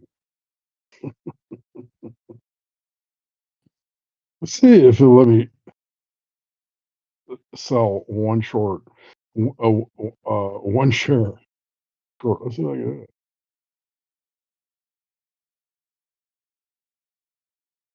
They don't have puts on IEP, do they? They don't have options on IEP, right? You have to direct short the shares.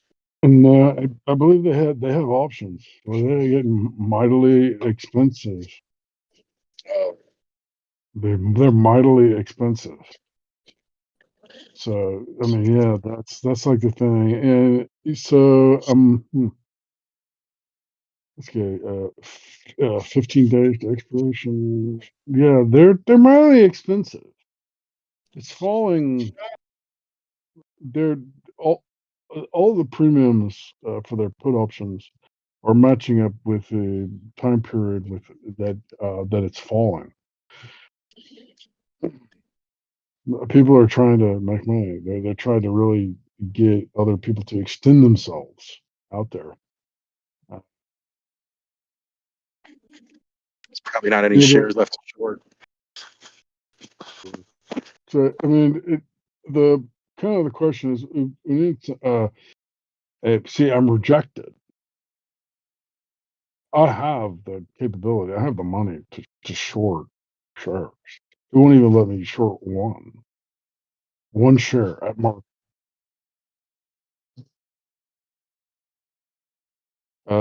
through TD Ameritrade. So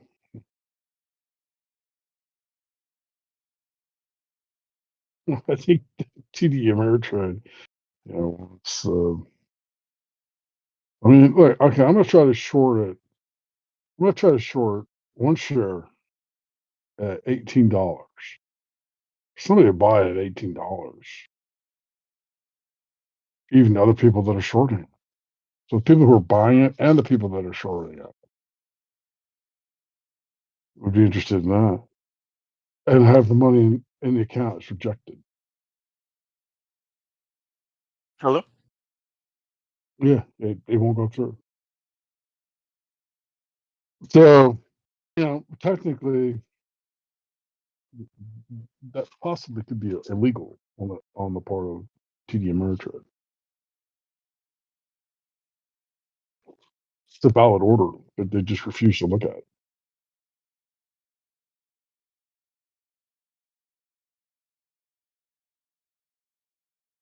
Yeah, I mean, 7 billion. The whole entire company is worth what, 11 billion. That's worth 7.5 billion now, but it was worth 11 billion. And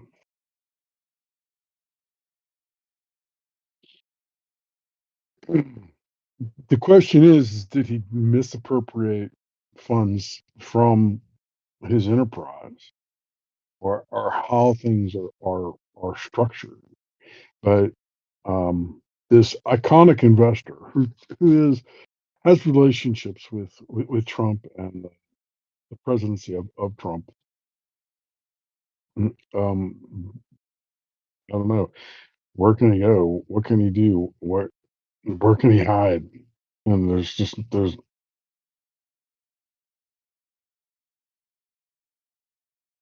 okay. I'm just gonna market order. Okay, $20. Market order for shorting. It could come in really low. Yeah, it's rejected. It won't short it. I would have to buy options. I would have to buy a put option.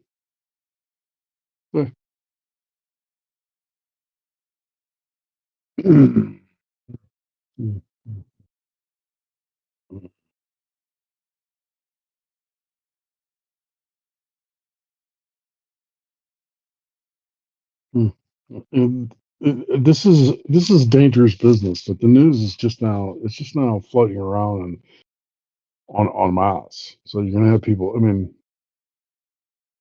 I haven't looked at exactly how his company is structured.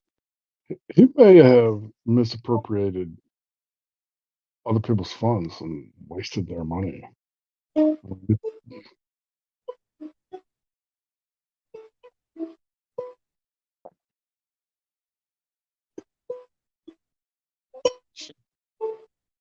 If anybody shorts Icon Enterprises limited partnership, let me know. Can't short it.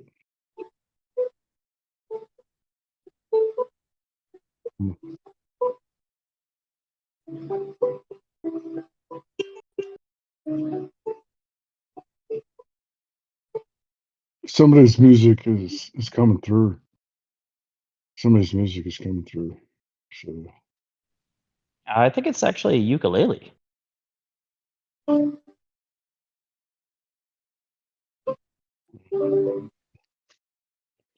something I mean, it's like a put option, strike price. I mean, these things are jumping all around. 270, 275. That's $270 for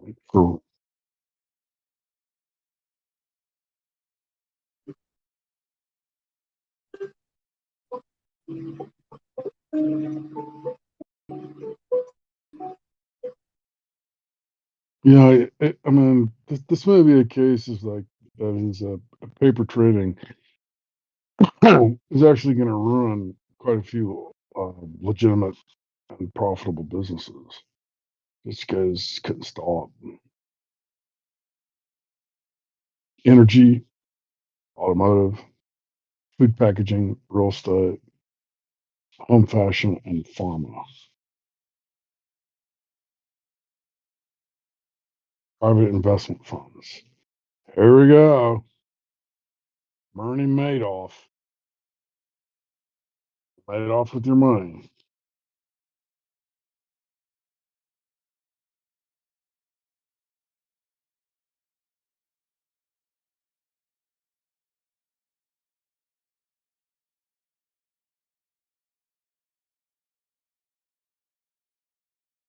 Okay, I'm gonna call TD Ameritrade.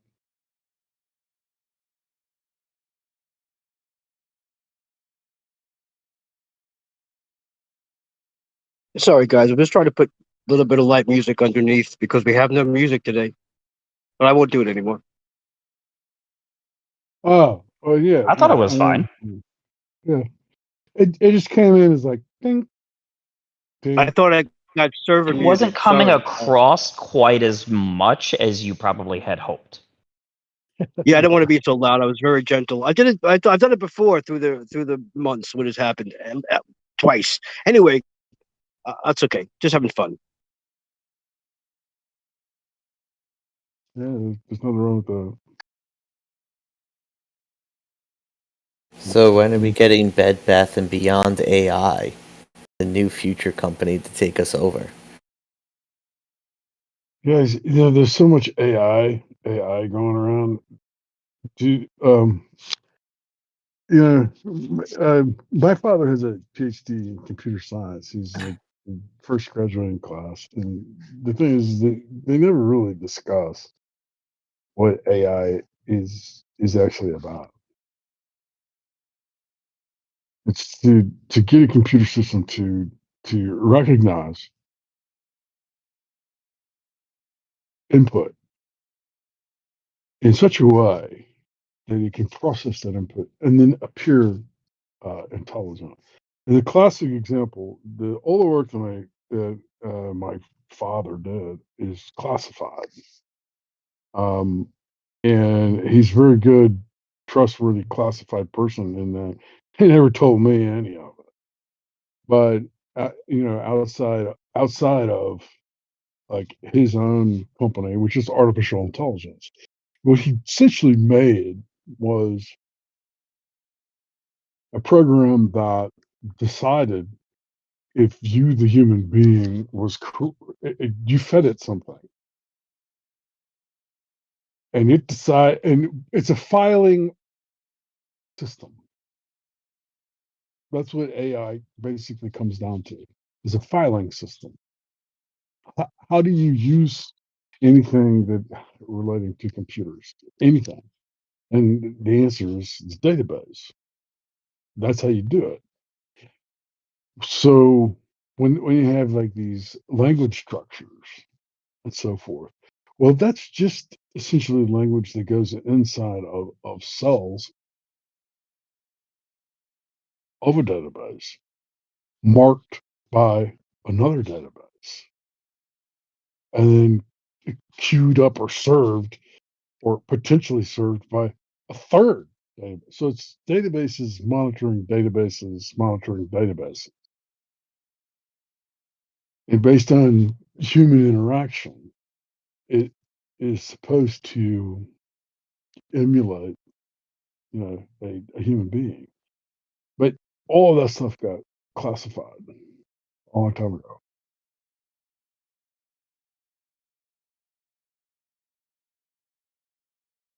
Georgia, would you ever be down with doing a book on tape series? I could use some like Lord of the Rings as read by Georgia Underwood. Well, I do actually have book. I actually have published books, but not that variety. I grew up, when I was growing up, dude. Um, everyone around me had a PhD. It's insane. It was ridiculous. There's just no way that you can match up. And so you learn just to be small. And then I get beat up every day. So then I'd even be smaller. People, human beings cannot really actually handle being a human being. They can't. The amount of experience that's required at the outset, they have none of it. They can't handle what's coming next. They just can't. It's the way of the world, man. Male, females. I like listening to them all. I appreciate them all. Everybody's input. Still can't. I can't short this. Um,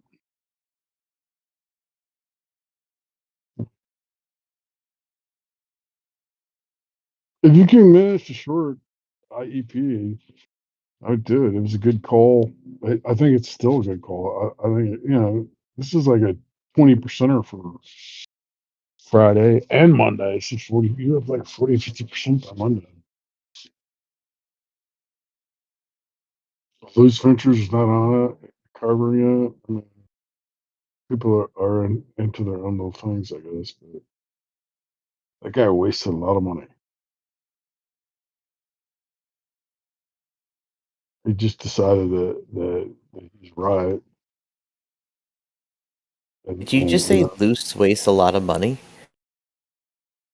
Uh, Pro Icons. I'm getting lost. Girl Icon wasted a lot of money. I keep on trying to short his stock, IEP.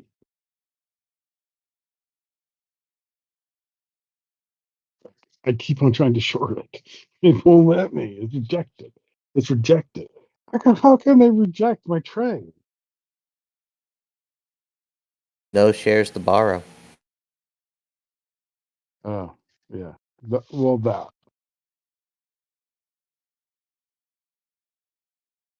Because they're being scuttled into the corner as trash. But I mean, I should be able to get in there. I bet you if I was to buy a share, I'd probably buy it. It would go through. Let me tell you level 2 quotes.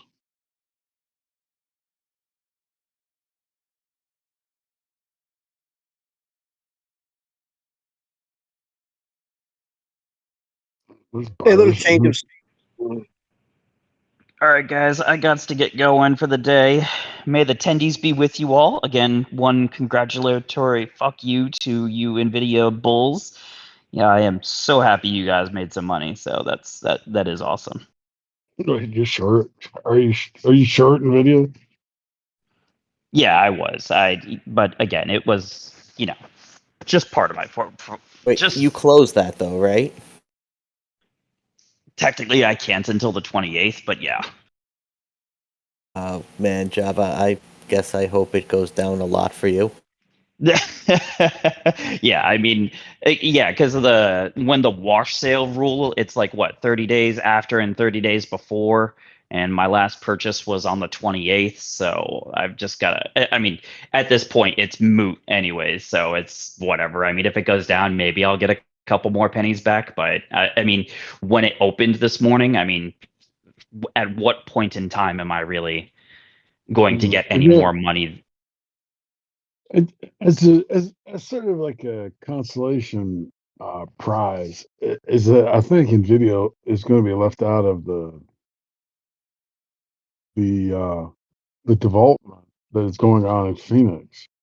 So with the chip boom that is going to happen in the United States, it's going to be forced essentially by the government, which is why we can't default. You're in the correct place. It's from like a macro perspective, but your timing, was a Yeah, small. like I said, like we all make our good decisions, our bad decisions. I mean, I've had some really good plays this year, and this is my worst play I've ever made. I mean, but again, like I said, it was not. It's not portfolio ending. You know what I mean? You're not going to see loss porn on here where people are like, "Oh, my life is over," blah blah blah, because I don't gamble with large portions of my portfolio. It's not smart. Rookie. Well, Mr. Java, your ideas have helped me out. Your ideas have helped me out the last few months, Mr. Java. So you're doing pretty well for us. We gave you Thanks, a big man. salute. I'm really glad to hear that. Thank you so much. Give you a salute there. You got it. You're a good guy. No, like I said, I'm here to help. Like, I'm here to not only make myself better, because I mean I'm still learning this thing, but like if any of what I say helps other people, I mean that's the whole point why I even pop on here. So, I was saying in the chat earlier that it doesn't make any sense. We're not going to win the game by trying to beat other people. We're going to win the game by making ourselves better and making those around us better. And honestly, like I said, I just want everybody in here to make money, Yeah, heard that. Yeah. Good. All right, guys. So on that note, may the tendies be with you, and I'll see you all later. Yeah. See you, Java. Bye, guys. Bye, Java. See you. Hey, to change the idea for a second, I'm getting my first order in from Temu today. After it took about 9 days, it does come from China. So I'm going to see if the product is a good resale, because the price was extraordinarily low, and the shipping was free. So I'm going to see by today. Hopefully, it'll come in, and I'll see what Temu is like. Has anyone else out there ever ordered from Temu? I'm more of an AliExpress kind of guy, because as far as when Temu first came out, I saw the prices, like the price point on them, and AliExpress is still half what I'd pay. Yeah. Go ahead. Sorry. No, as an eBay reseller, I've been highly attracted to. Correct. Yeah, I don't know if they can do it, but the symbol is PDD. Is the symbol for PDD Holdings? Yeah.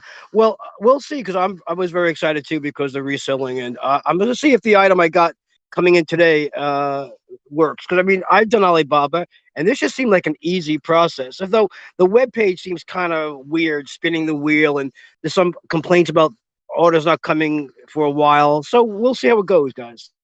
Yeah, if you ever really order from China, so I order from AliExpress like a lot. It's kind of hit or miss. It could be 2 weeks, it could be 3 months, like as far as shipping time goes, because I don't know. Like I just kind of order in, and then I just kind of leave it and forget about it, and then if it arrives, it arrives. If it doesn't, it doesn't. Like, especially considering most of the products on there are like $6 to $20, so you're not really losing out on anything if they just kind of disappear. Yeah, it's not a big deal. It's an item that I usually sell for about 26, and I'm getting it for $3.25. I bought a small amount, but a bunch of units to see. Yeah, because essentially you're buying straight from the factory at that point, right? Like they had the seller, like the factory seller is now on Temu, so it's kind of like their Amazon, but right. So, yes, but So what do you think? People who are selling on Amazon are getting their stuff from the Chinese factories, right? So it's just right. So what do you think about the stock? What do you guys think about the stock? Oh, PDD? Yeah. It's rising. So far, I've been really iffy on Chinese stocks of late, just because the U.S. is kind of not in their corner because of their thing against Taiwan. But before, like a few months ago, I was really in on China, Pinduoduo, and like Weibo and Alibaba, just because the Chinese government was paying off the companies that were tanking. So every now and then they would tank, and then you just buy in, and then the government would pay them off, and then their stock would go up again. It's kind of like It was really easy money, but like nowadays, I'm not entirely sure. It's Tango Bravo Bravo. That's not right. Do the ticker again. The ticker for Timu is PDD or P Dua Dua. Say it again. Yeah, it's PDD.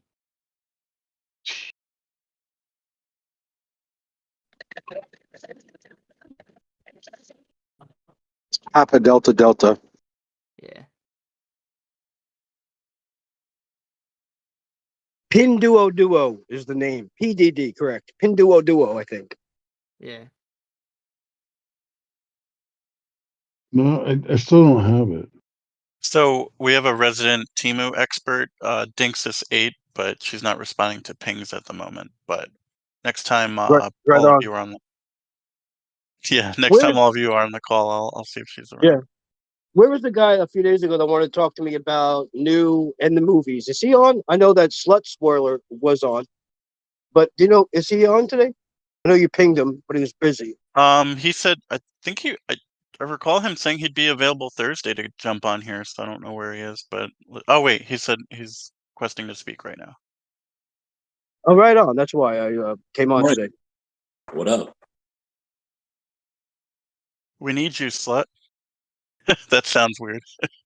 I've heard it before. Well, before we get started on the movie stuff, I just got to mention that TSM is flying right now. It's up 10%. If you're looking to get in on NVIDIA and you're afraid you missed the boat, TSM makes the chips for NVIDIA. And most of what that, I know you guys want to talk about AI and all the speculation and all that stuff is great and stuff. But the big thing is the data center's H100 chips being replaced, and that's $1 trillion worth of business and revenue.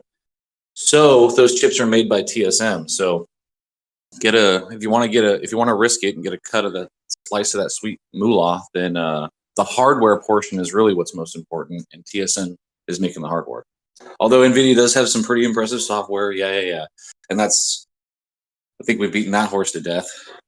But I am also shorting Disney, Mongoose, and I wanted to know what you were thinking about that.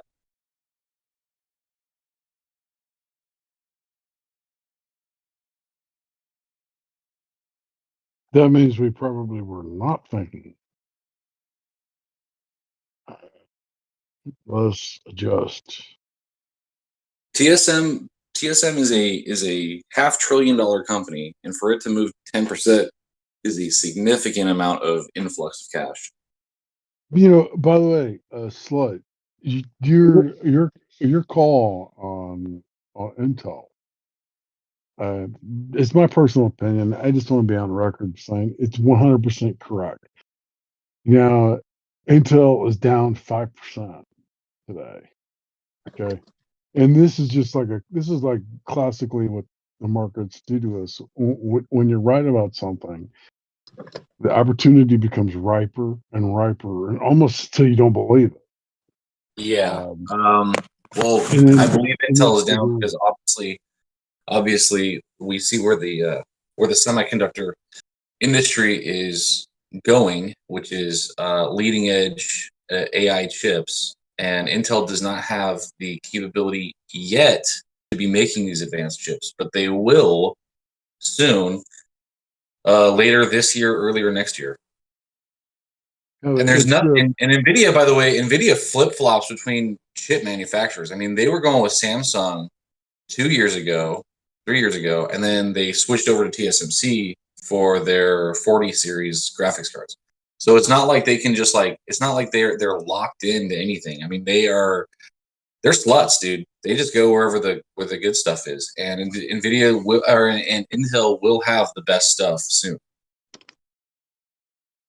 So what was your question to me, Mongoose, about Disney? You want to know what I think about Disney? Well, the thing about it is I'm bearish on conglomerated media IPs, and I'm really have a bearish sentiment on the intellectual bankruptcy of larger mainstream production companies. And I see that Disney is just one of those stocks that I think are fucking up every day, and their intellectual property is being poured out and sliced up and being atrophied. And their new stuff that they're coming out with is obviously just like creatively bankrupt, and people are turning off. There's a swell of content that is rivaling them. It's like what are they? TV killed the radio star, internet killed the TV star, and now YouTube is killing the internet star is now killing the TV star. And so I was wondering if you had that same sentiment, if there was a change in the waters that I'm not seeing. But right now, what I'm seeing is just like a really, really pathetic attempt to try and make things massively appealing, but also at the same time, they appeal to no one. Well, that's interesting because I've done a few Disney productions, but let me go to the other end of it. I have a friend since I've been 9 years old. He's a bigwig at Pixar. Been there for 30 years now, bigwig. And the Iger's on, they're happy he's there. But I will tell you that Pixar, like this new movie coming out, and they're putting it in the theaters now. Let's see if people go to see it. This new movie, Elements, doesn't it kind of like seem like the same as the other one about the girls' emotions? So I don't know what they're trying to roll. So the big deal right now also is Pixar and what's going to go on with their movies. Are they going to making money? Going to start losing money? I actually find Pixar to be an exceptional case of what we should strive to be. Yeah, I know the new movie Elements. I've seen the trailer. It's the classic boy girl, like girl's too hot, guy needs to prove himself, which is a classical sentiment in movies that always works, and it's kind of going back to basics as far as the plot line goes. But Pixar is actually like kind of a special case. I wouldn't cut it in with my I wouldn't put it with the rest of my Disney, yeah, understood. Yeah. Well, it's still Disney. They're actually creative. They're actually creative, and they plan things out, and they actually storytell. They're not trying to just vomit up on the screen a bunch of CGI and hope that people get in there based on nostalgia and established franchises and following. So well, correct. It's funny that you bring up Pixar because that's like the one thing that I'm trying not to talk about. But okay, Yeah. Go ahead. Yeah. I understood. Yeah, and I can second not buying Pixar. Understood. Once Disney bought Pixar and became Pixar-lated with its movies, using the technology they're using, doing things, it's become a great thing. I mean, Pixar saved Disney in the sense of the animations and everything that went on after that. So I believe in that. But I'm just saying I hope that Pixar keeps its with the problems with the everything was online, wasn't in the theaters, didn't go to the theaters, went right to the stream. I would like to see what's going to happen with that. I mean, if they produce content cheaply, they'll probably stream it. And then if they produce, you can't produce Pixar cheaply. I mean, shorts you can. I'm not even shorts. That's 100 people. I'm talking. You can't produce a Pixar movie cheaply. It's always going to run into the hundreds of millions and take you 3 years. Or you're going to do something like The Good Dinosaur. That's going to be a great movie, and that they decide after 2 years into it, we're going to change everything. We don't like where it's going. And I knew after that it's going to bomb, and it did bomb. So there was some things back in the day of the old president, the old guy in charge. I forgot now, but anyway. The guy in charge of Pixar back then. You can't really rush that animation though, as far as Pixar. Chapek. Bob Chapek. Well, what do you think of the management of Disney? I think Iger is going to try to pull things together and try to work things through. I'm not talking about the problem with Orlando and that stuff. I'm talking about he's trying to, get things together. So we'll see how it rolls. I mean, it's just a give and take. I'm trying to check it out. We're doing productions for Disney, but we'll see how it goes. I think Iger basically made a huge mistake. He bet he bet on the wrong horse, and he started hiring a bunch of board members that were more focused on an agendized message than they were actually good storytelling content. And they've actually ran out all of the good storytellers. And then he put Chapek in charge. This was back when Iger first was the CEO. Then he put Chapek in charge. Chapek was set up to fail, couldn't fix the problems. Now Iger's back, and he's literally like letting heads roll, trying to undo this the growing stigma that Disney has of making inappropriate content or making agendized content. Yes, that's true. I know And one thing. Their stock went up under Iger because he was basically acquiring all of these enormous franchises like Marvel and Star Wars. And then taking advantage. Hold on, just 1 second, Underwood, and then taking advantage of the established fan base that eventually has turned on Disney, right? And so now the stock is showing exactly that their Disney Plus sucks and it's going down, and there's rumors that Jon Favreau is out of making The Mandalorian, which was their flagship show. So as far as like the stock price, the speculation on Disney Plus is what is really driving the motion right now, and it's not looking good. They're 100% missing on their estimates of new subscribers. I mean, you can't even make this stuff up. It's so bad, and I think it has more to fall. And I was wondering, like, if you had any insight on changes that they were planning or mistakes that they are admitting that they've made and are actively trying to fix.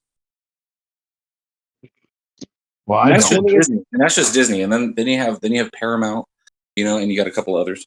Oh God, Paramount. I think Star Trek is literally carrying Paramount right now after their whole Halo fiasco. So let's spoil. I think we're friends, so I'll make sure I'll DM you, text you, whatever you call it on this thing, and we'll talk more about it. I just know that I'll keep you informed what's going on. I get most of my information though from my buddy at Pixar at this moment. Yeah, we're friends. I added, I really don't add a lot of people as friends. So you're the only one I added. So yeah, I don't either. Right on. And then you were talking about Georgia, the location as being like the new spot for movies because of tax incentives. For years and years. We're talking about it's bigger now with Trailer Studios going in and already in, all the Marvel, all the stuff. Oh yeah, for the last, growing, but for the last, before pandemic, everything is 3-4 years away because of pandemic. So at least 6 years now. More. Do you think that's going to have an effect? Do you think that's going to have an effect on like the content that's created? Like I know that they tried to film Swamp Thing in South Carolina or something, or yeah, that was tax incentive. That's tax incentive. If it was Georgia, they would do it. Right, and that's why they pulled it because they were promised tax incentives, and then they didn't get it. Right. We lost everything in Florida because of tax incentive. They sunsetted it years ago. And so that's what they're doing. I told you, the politicians think return on investment isn't good. And we show them return on investment is fantastic for movies that come into a place. When we did Rock of Ages here, it brought millions and millions, terrible movie, millions and millions of dollars into Florida, into Miami and Florida. So there's some kind of underhand stuff going on with movies and politicians, and they want to see the green some other way. We can't tell them, especially Governor Snot, we can't tell him that this is we show him that this is a great ROI, and they don't want to hear shit. Gotcha. Very interesting stuff. Thanks a lot. Yeah, Georgia's a place to go. Anyone want to work in movies, go to Georgia, because remember, it's a right to work state. So if you get into a union film, you can join the union, and if non-union, there's lots of that going on too. So it's huge. Let me tell you, doing Guardians of the Galaxy and things like that. Oh my God! It's amazing the things that you see and do. But it's been the place for a long time. There's others that are making some leeway, but Georgia has the infrastructure. I know the president of the union; he's got things going on right. So that's the place to go. Yeah, if you're hiring, I'm down, dude. I'll be like a prop designer or something. Yeah, I this remember when BC Canada was all the rage for the movie industry. it's still doing okay. I mean, it's still doing well. You're right. Yeah, but Georgia just took it by the horns years ago and just went crazy. Now they have huge infrastructure, and once you get infrastructure, then you're on. And this Trilith, Trilith Studios, check it out. Look at it, unbelievable. They have everything there. And now the big deal is, of course, the digital screens that they're using from Mandalorian and stuff like that, which isn't great for the crew. So I guess I haven't seen a problem with me with that. But this is amazing. Trilith Studios. I'll look at the name, the spelling. Sorry. Well, one of the things that I was familiar with, but I don't know how the story ended, was there was a county.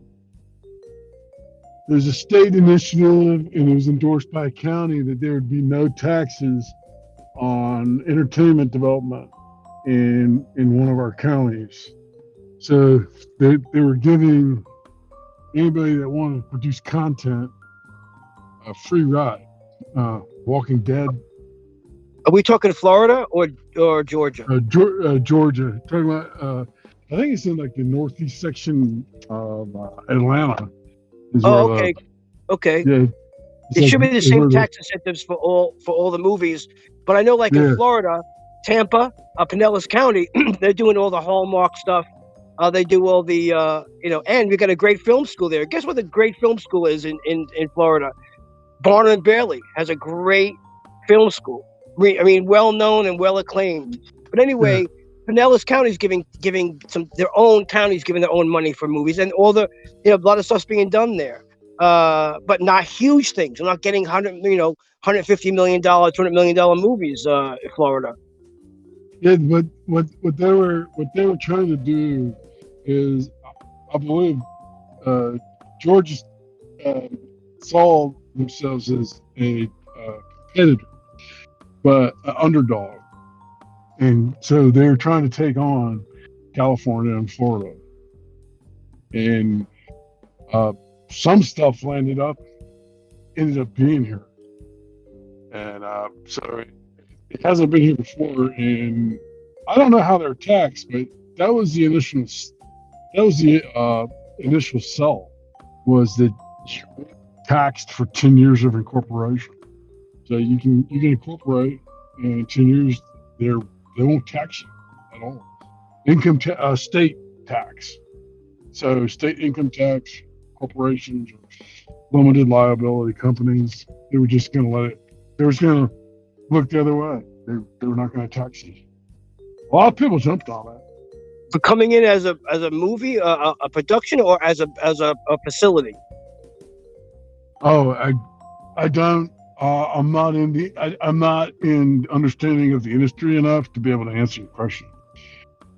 I just know that they wanted them here, and the government endorsed it, and it's part of why why The Walking Dead was a lot of it was filmed in Georgia. For example, California got its movies back because years ago now they did a $500 million tax incentive. We had a $300 million down in Florida. Now the thing is that the movies aren't getting that money; they're just getting breaks on things they buy. So that's where their incentive comes from. So that's where that's at. They weren't going to tax. They weren't going to tax profits. Like tax season, April 15th. So they weren't going to charge them for making money. However much money they made. Yeah, I wouldn't worry about that, because let me tell you, the accountants in the movie business are the most creative accountants I've ever seen in my life. I mean, really, I'm not kidding. I mean, amazing. I mean, please. So we'll see how it rolls. And by the way, guys, it's TRILITH Studios, Atlanta, Georgia. Just look at this thing. It's just pretty amazing. Anyway, I appreciate you talking about this, man. It really makes me happy. Thanks. Yeah, I wonder if they passed that tax incentive. I know it was floating around for a while, but I mean, I got other stuff to do. Like I didn't hunt it down, but I know that they wanted it bad enough. They wanted it bad enough, and now we have. We've always had like a lot of stuff going on here in Atlanta. Like we now have Lamborghinis. We always had Ferraris driving around in Atlanta, but there's a big difference between like a Ferrari and like some kind of Lamborghini business.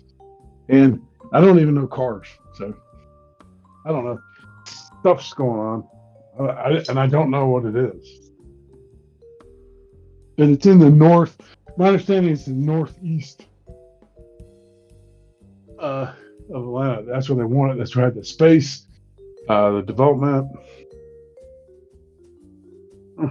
In the meantime, in those 10 years, I'm surrounded on 3 sides by 4-story high rises. I'm like the little podunk down here that they won't sell. You know?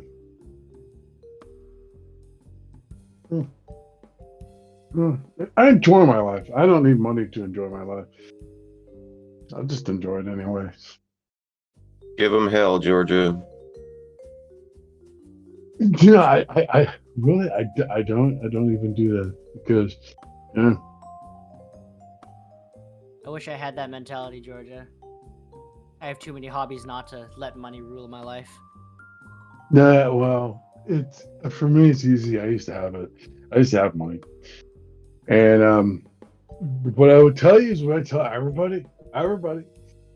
If you have a lot of money, it's the only thing that happens is it augments the problems that you already have. Say if you have a problem talking about, there's a bunch of guys here, right? And there's listeners. So say you have a problem being naked with a woman. Say you have that problem, it's just going to augment it. It's going to allow you to work around it somehow. So if you have a most of my immediate problems can be immediately solved by throwing money at it. I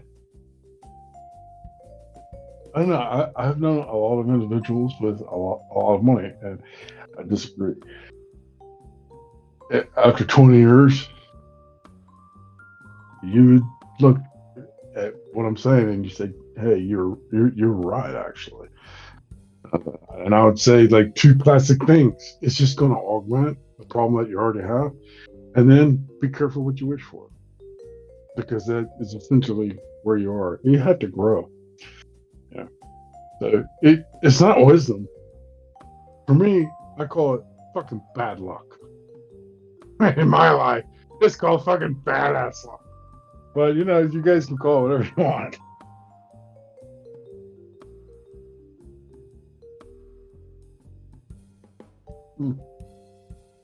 I'm going to call it 415 spy calls, 0 DTE. That's what I'm going to do, Georgia. Well, spice not that high. Spice can't be that high.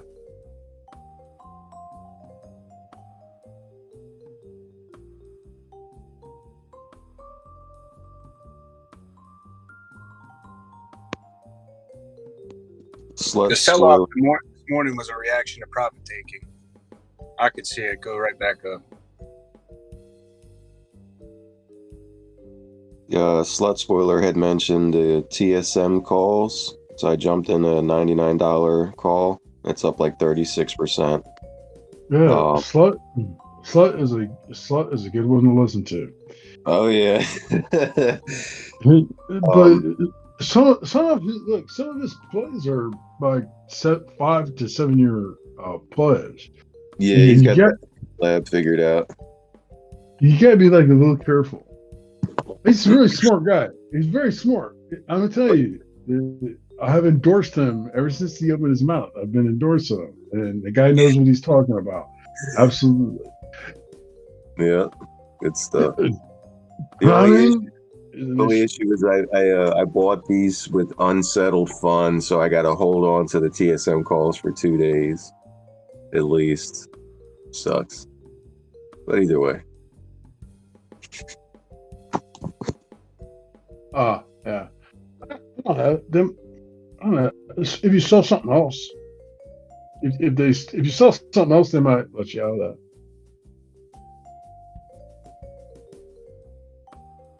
Of your margin sign.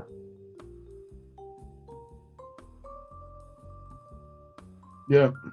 As much as Taiwan Semiconductor is going up, with the guy's fucking brilliant because they're going to super endorse. They're going to super endorse Intel, which is it ties to the homegrown like American flag. Okay, and Intel goes down. Intel's going down because the investment that needs to go into a foundry, what they would call a semiconductor foundry. I mean, he's nailed it. He's nailed it right on the head. Intel's going to go from its absolute low to high. And then to make matters worse, you got to be able to afford Intel stock. And then to make it even worse, then you're going to have to wait it out.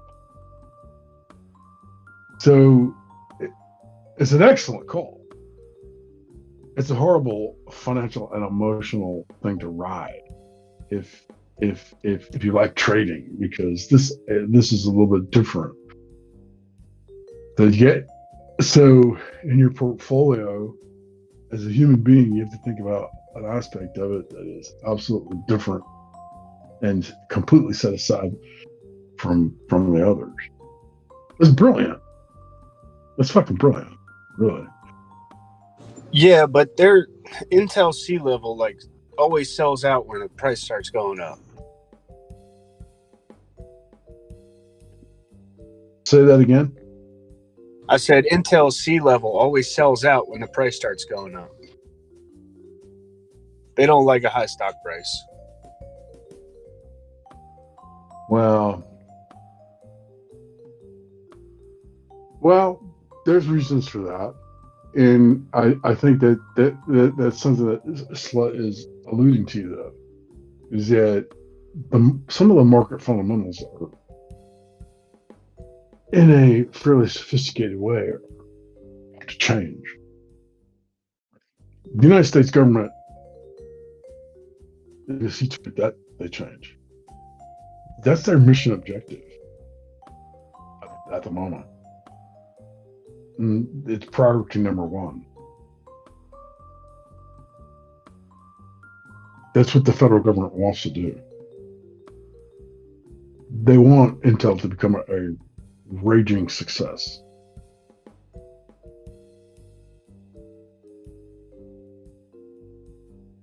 They don't express it that way, but it's practically, in my view, it's practically guaranteed.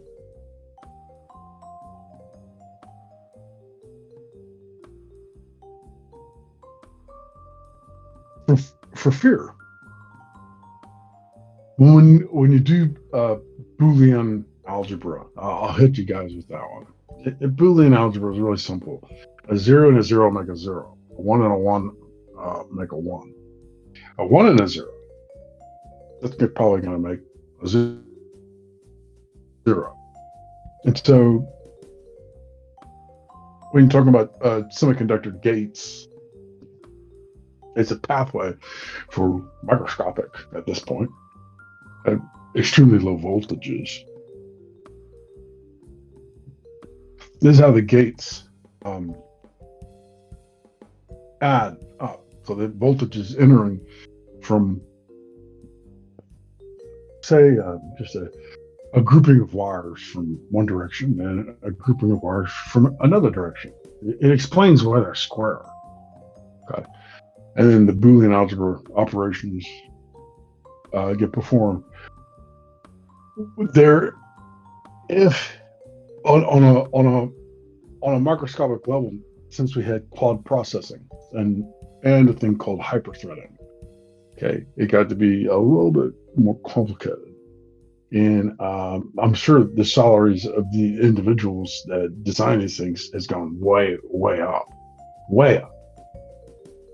Because if I was to give one of these individuals a chip that was manufactured across the ocean somewhere else,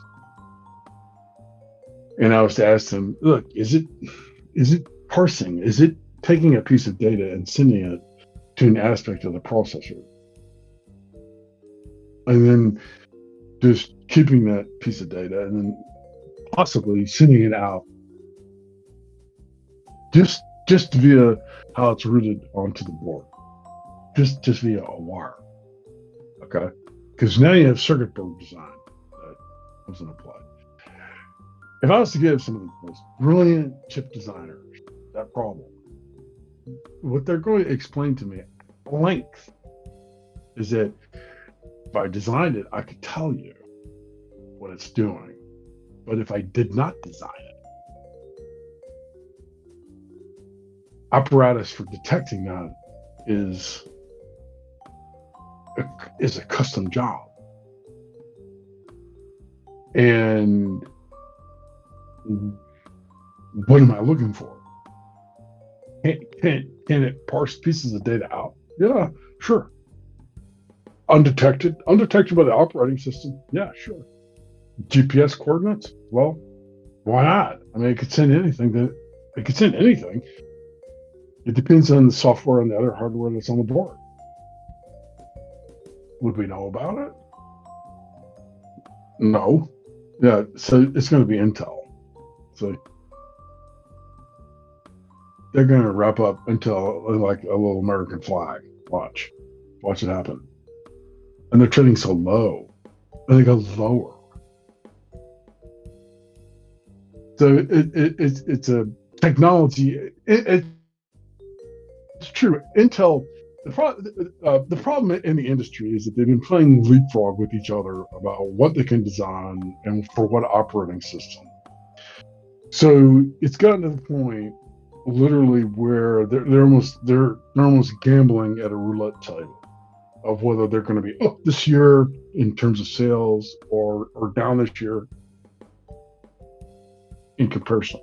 It's not really a performance issue. It just has to do with all market forces, marketing.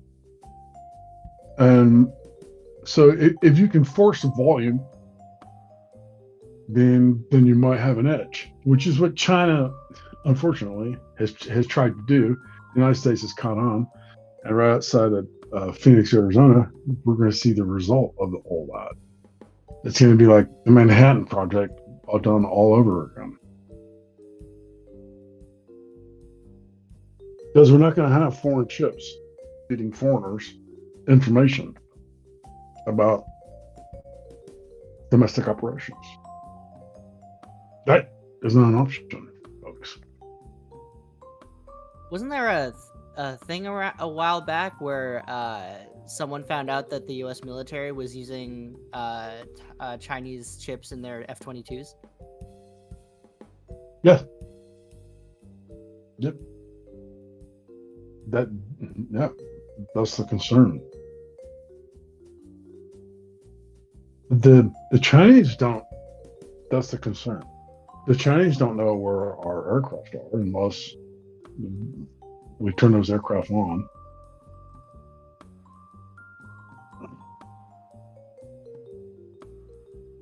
And the processors via the design. Remember, it's not just a processor. We have bot processors. So, what's on the inside of them? It's a big question. So, that's what it's about. It's literally about like little Morse code bits that are sent out via the internet. But we know the internet can reach anywhere. So it just records various pieces of data. That's what they're concerned about. And you remember how fast these things are. So the Boolean algebra over 4 processors inside of the chip, it can be made into something. You won't know unless you design it. You won't know that it's there.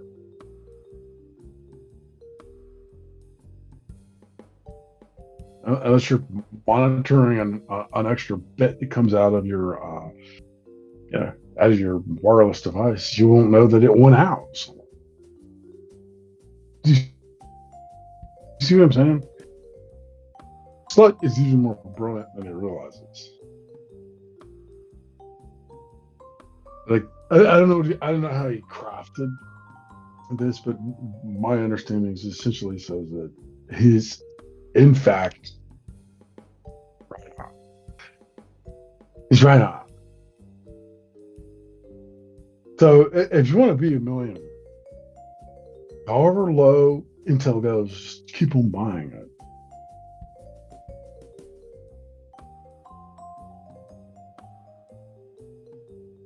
Because ultimately, they're not going to go with. They're going to bring in Taiwan Semiconductors so they can keep abreast of what the most advanced people are attempting, and so they can be kept under surveillance of what they're doing. Bring them home so we can watch them. The best place for you to watch your baby is at home. See? And via the billions of dollars that are being rolled out, it all makes sense. It's all starting to make sense, right? Yeah, it's human engineering that is trying to engineer the finances and the location of the microchip engineers. It's beautiful. It's fucking beautiful, man.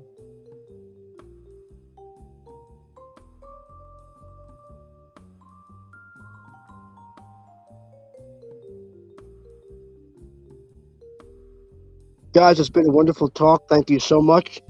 I will check you out tomorrow. Yeah, have a good one. You guys are great. You always had a lot of insights to add.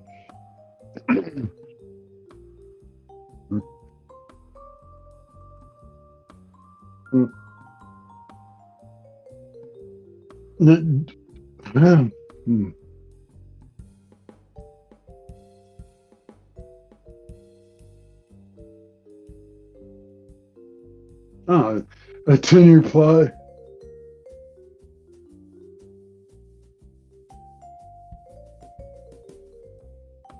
I mean, Intel's only fallen short in certain ways. Like, they decided.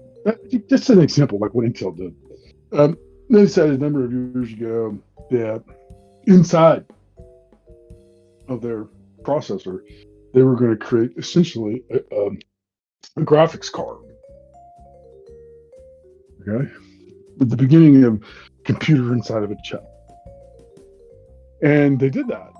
So if you buy back let's see, early 2000 maybe. If you bought a computer, then like you'd have a graphics card, unless you bought an Intel-based motherboard, and then in which case, like the jack just came out of the back of the motherboard. There was no additional, graphics card involved because the processor did it already, and it did it well. It's not a fuck up. And if you think about it, if you're an office an office company, where you have many people typing on computers, they use computers and so forth. I mean, which way would you rather go? You gotta buy a separate card. Why do like your clerks and everything need like graphics cards, special graphics cards? And at that time, they were even inserting special memory slots in the graphics cards, making it even better. But in an office setting, why would you do that? When Intel offers you a board that has a that has a graphics, it has a graphics card inside of the chip. You see what I'm saying? And that's 23 years ago.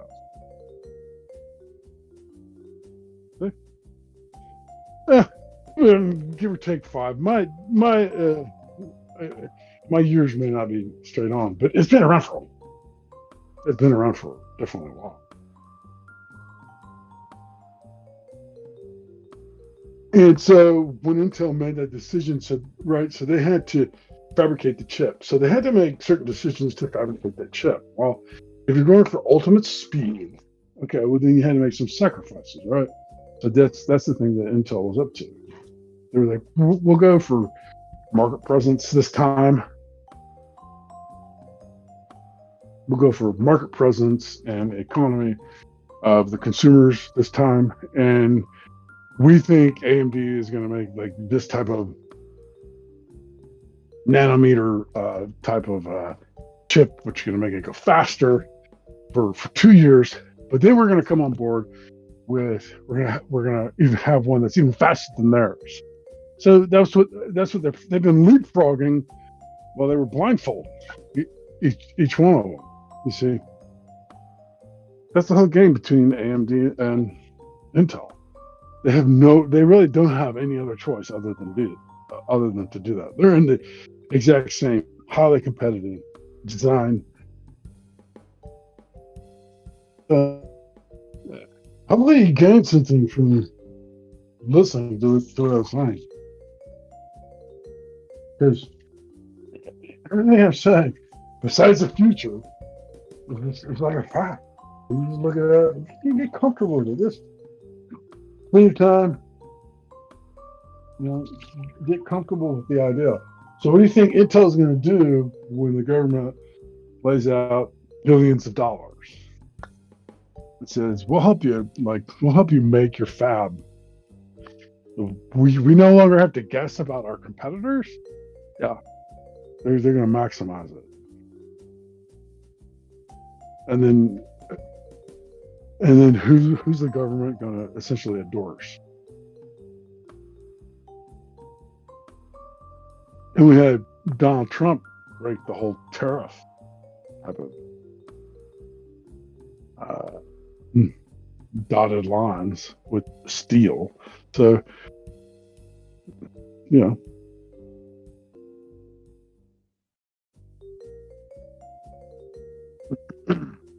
increased tariffs or taxes on things that are being imported, chips that are being imported. So I actually have Intel calls. My only problem with the actual play is that long term, Intel could be great.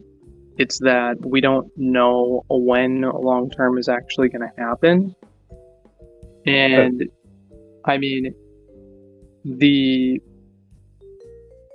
setting up fabrication places is incredibly, like, things can go wrong and then the whole thing can just completely be pretty much like useless. Well, you know that Taiwan Semiconductor and Intel are being subsidized outside of Phoenix, Arizona, so far to the tune of about $6 billion. So I'm familiar with the 2 acts that were passed that provided them the funding. Yeah.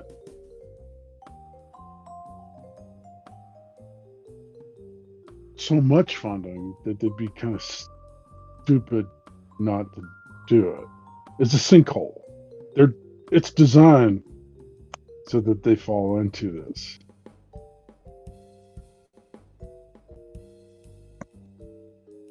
No, I completely understand. It's more of a timing thing. When do you think they're actually going to be complete and actually showing anything? How many years out? Well, I mean, that's like, I would relate 2 things to you. It's like, okay, so George Underwood, when are you going to die? I mean, someday. I'm not going to measure it. And then I would relate to you, Hardy.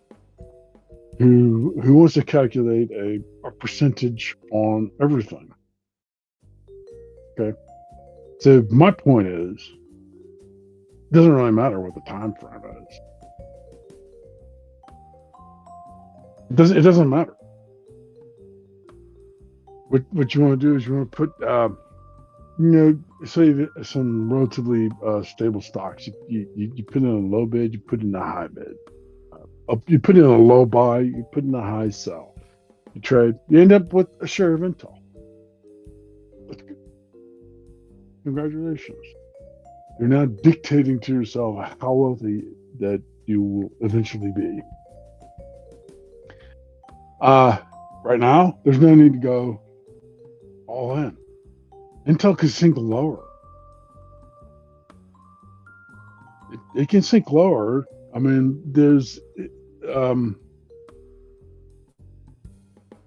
they aren't going to, given this type of opportunity, they are not going to be seeking to capitalize on quarter to quarter performance.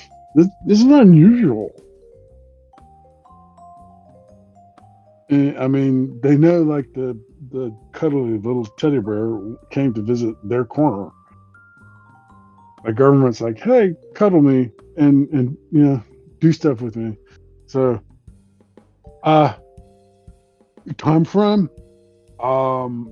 Here's like the real challenge. Is human beings they want profit and they want money. So if you have Intel in your portfolio, Jesus, it sits there, and you know what? It's probably gonna go red. You're probably gonna lose money on it. Well, this is exactly how this type of thing happens. It's exactly how it happens.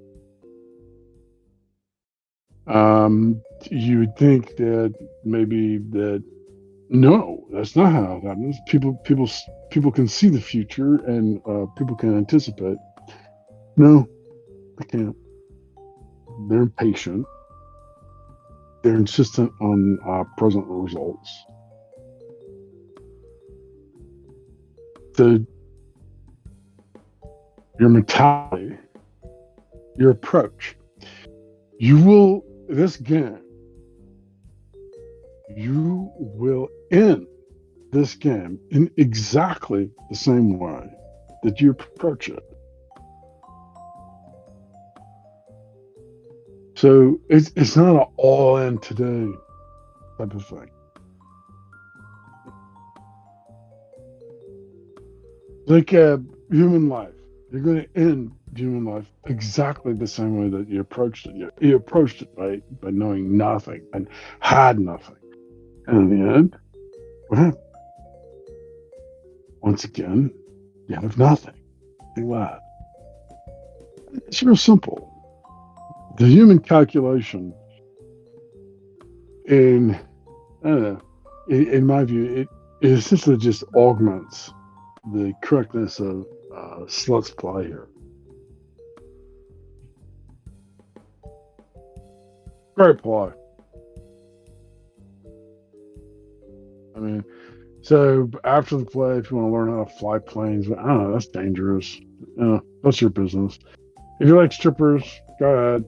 I don't particularly care for them. What's your price point? Like, are you thinking they're going to get all the way up to 60 in the next 5 years? Oh, honestly, I wouldn't.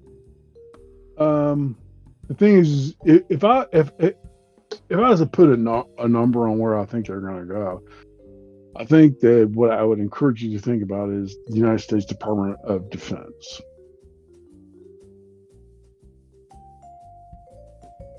So you have a technology stock, super boner, right? And then you have a defense stock, super boner, right? So, yeah, so this is a good one. The timing, like,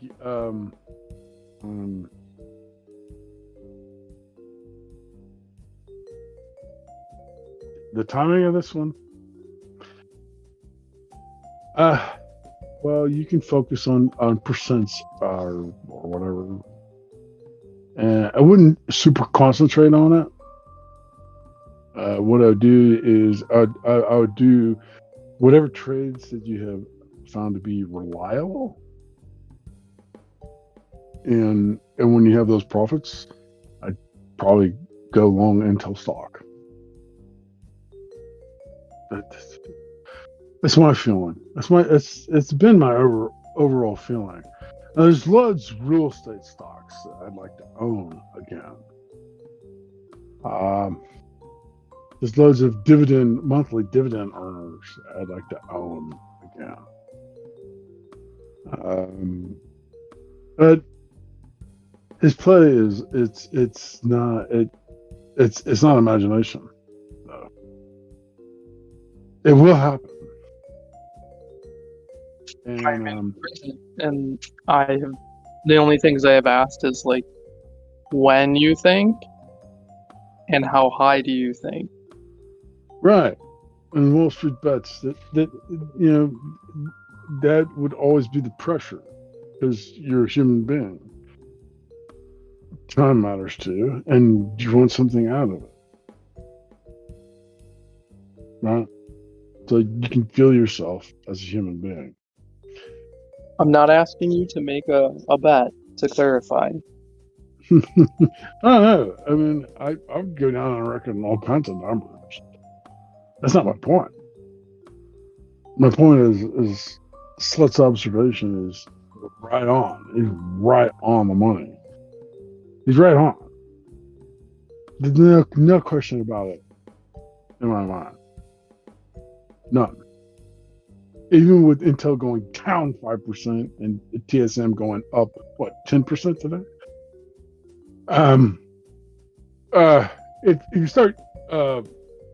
If you start trading those, you get very confused about what the dynamics are essentially going to be.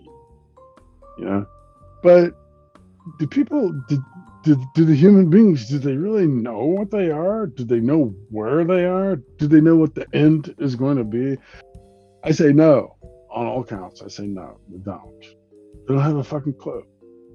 They have no idea what's coming. So, no, I wouldn't take a chunk of your portfolio and invest in it. What I would do is I would take opportunities. So, if you have a profit, I'd sink it into Intel and leave it there. If it drops by half, God, I hope it drops by half. Okay, it's going to be like a great thing. You wouldn't think there'd be a great second coming of Intel, but there is about to be that exact thing. They may even have to change their name. I don't know what human dynamics come into play or what the politics are, but it is our government's number one priority.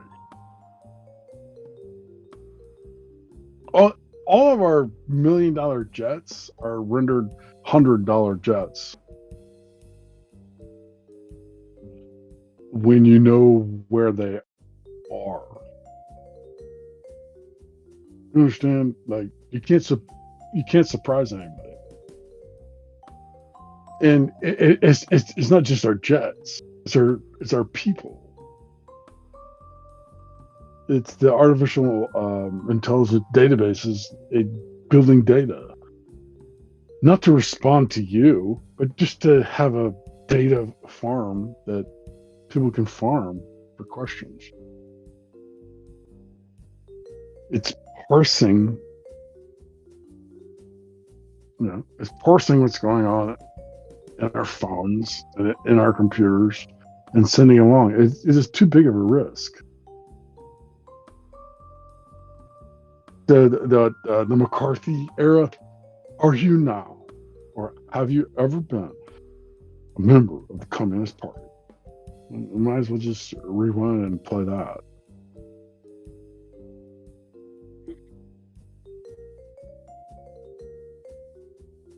Humans are more predictable than stocks. So, do you see how good that fucking play is? I wouldn't sink. I would not sink a chunk of money in it. Not because I think you'll lose. No, it's the nature of its creation. It's created via technology. It's created over a period of time, and it's created with human beings. So that's what I would use. I'd use a human being. I would use a period of time, and I would use individual profits taken our shares of Intel.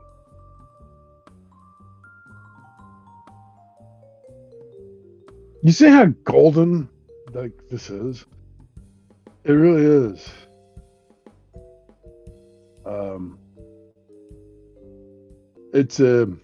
It's a relationship. I mean, if I put it like a sexual relationship, the United States is just like come and ask Intel for a date, and so Intel is like is going on the date. So we just essentially have to figure out what happens after that. Very simple. But if you're a day trader and you're like selling all the stuff that you have,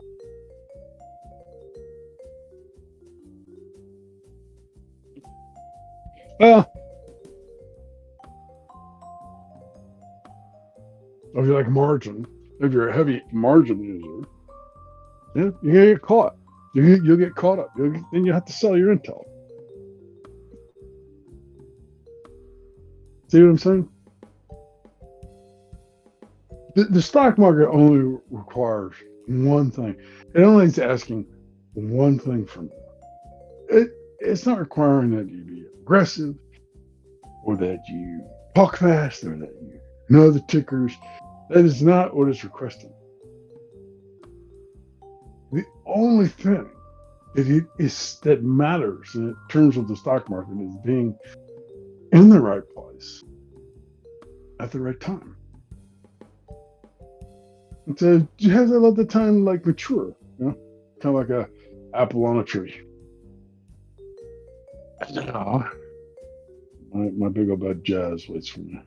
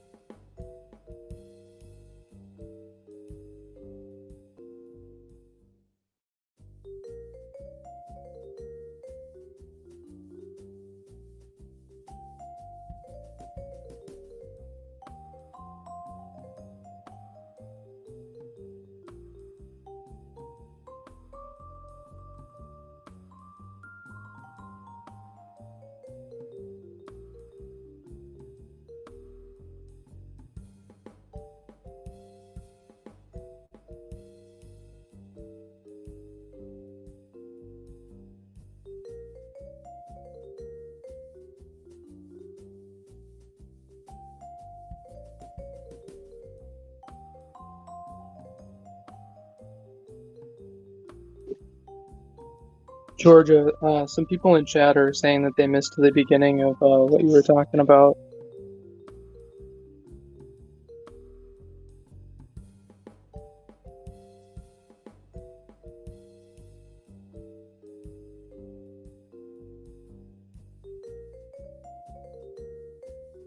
Okay, so what was that? What is this question? Someone would like you to take it from the top. Take it from the top. They think I just have centuries to live. I have centuries to do this. All the way from the top. Okay. All the way from the top. Okay. Quad processing. So in quad processing, there's a lot of stuff going on. In which case, we could take advantage of that using this thing that was subsequently invented, which was an interruption, in fact, to each of the processors involved in a quad processor. And we call this hyperthreading. So it's a type of program that takes advantage of having more than one processor. It wasn't new at the time, but it was new inside of a single chip, that's for sure. And the physicals are new.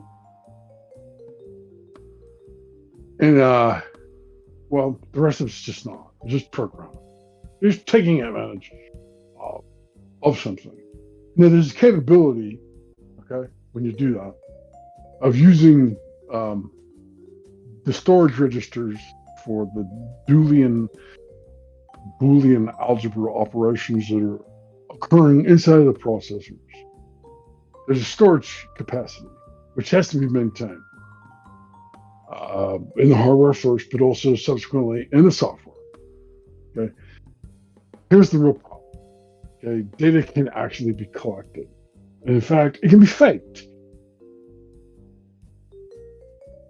at that location. Prove that. That's the real question, folks. Prove it. Well, take it to a chip designer. They'll tell you, yeah, it's quite possible. Yes, if I was to design it, then sure, it's absolutely possible to do that without an effect to the performance. Jeff, I don't think. Sorry, Georgia. I don't think Adobe's running strictly based off if NVIDIA said their name or not. I don't remember if they did, but NVIDIA does have generative AI solution that can help a lot of things get to the edge a little bit faster. No, but we're not in AI yet. AI is an instruction set against databases. Yeah, Georgia, I wasn't really going off that. I'm just saying why they're up 6% today.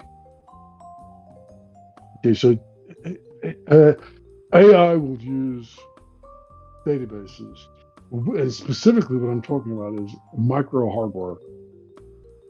And inside the micro hardware, there are opportunities to interrupt that micro hardware. In fact, they're necessary to get the computer to operate faster.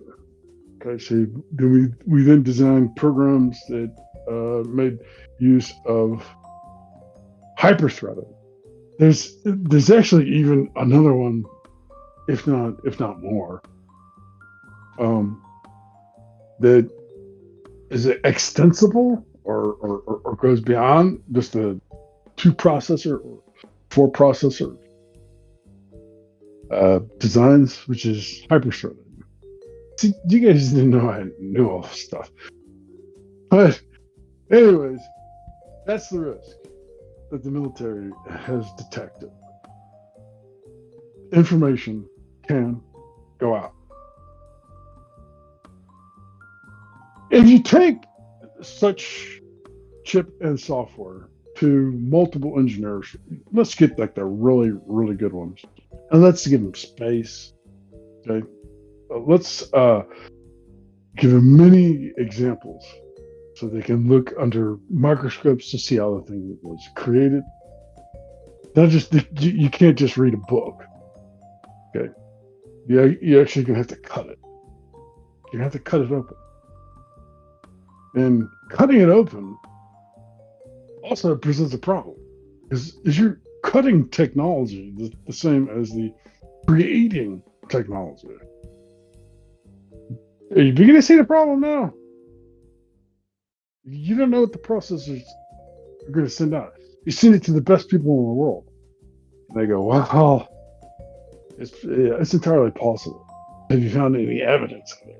Like, yeah, well, we suspect. And I said, well, if you suspect, here's the thing, like on wire 412 of this processor, yeah, there's a random piece of information going on.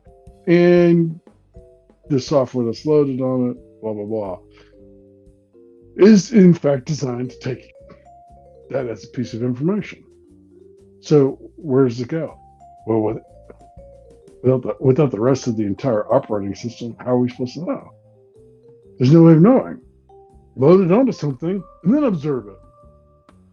So they have a big problem. Therefore,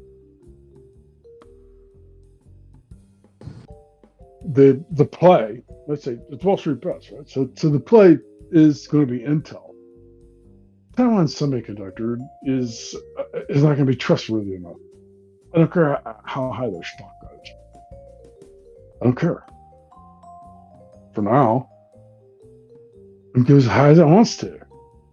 I mean, they are the leaders in the nanotechnology.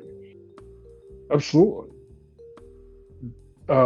They've had privileges that have allowed them to become that. But it's not like we cannot do that. And that's the government's essential take. So when this comes down to whatever it fetters down to, the bet is going to be with American companies. Intel, Texas Instruments rings a bell, but Texas Instruments is not that advanced. They don't have those variety of engineers, nor have they aspired I agree to with do you. that. Intel is a play, but their C-level sells out too much. They don't let the stock run. So you got to make the thing get out. Say again, slowly.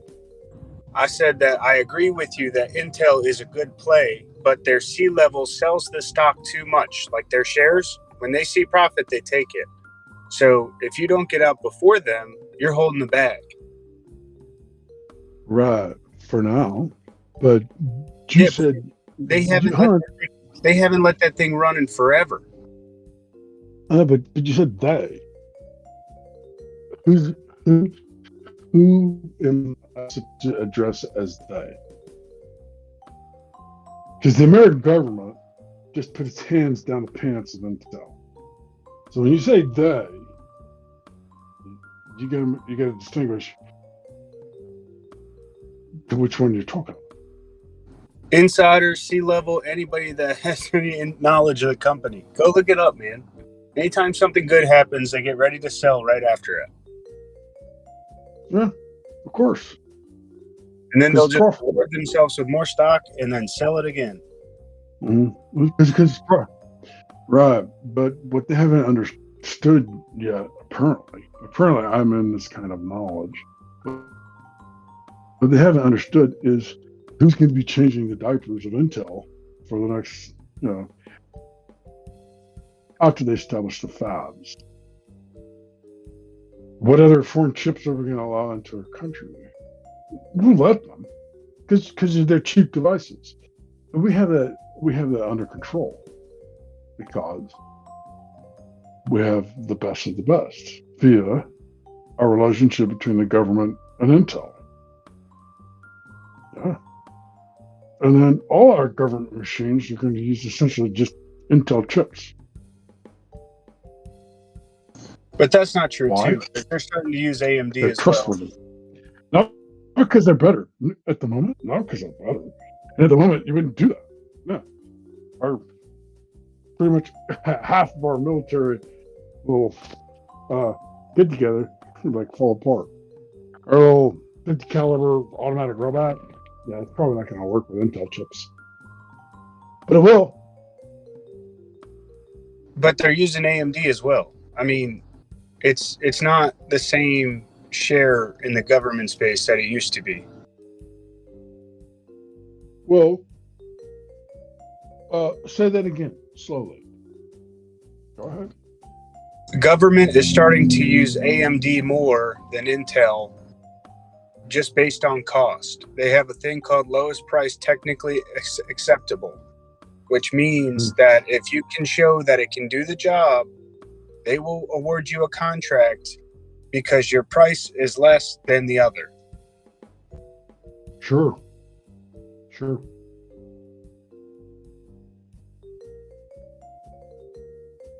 But the trust factor. The trust factor doesn't matter. LPTA trumps trust any day of the week. They use AMD because it's cheaper, and it still does what they need it. If you can actually affect military outcomes by data, the trust factor matters extensively. In fact, it's pretty much the number one thing. If trust mattered, SolarWinds wouldn't be able to sell to the government. Supermicro wouldn't be able to sell to the government, but they're buying both of those up.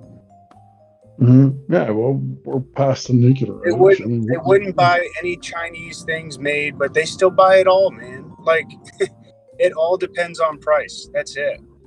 If somebody says it can do what they're looking for, they'll buy it. Oh, with authorized government contracts, sure. No question. I agree. Because the lady or gentleman sitting on the other side in the contracting office has no fucking clue what the company is. They have two things: save the government money and get the end user a piece of product, even if it doesn't fucking work. There's so much shit sitting in warehouses that don't even get shipped downrange because it doesn't work, but somebody said it would and it was cheap. Okay. Last time I talked to any salesman, they didn't understand a circuit board, even if they were selling circuit boards. You don't have to understand it, man. Like, that's not the part of sales.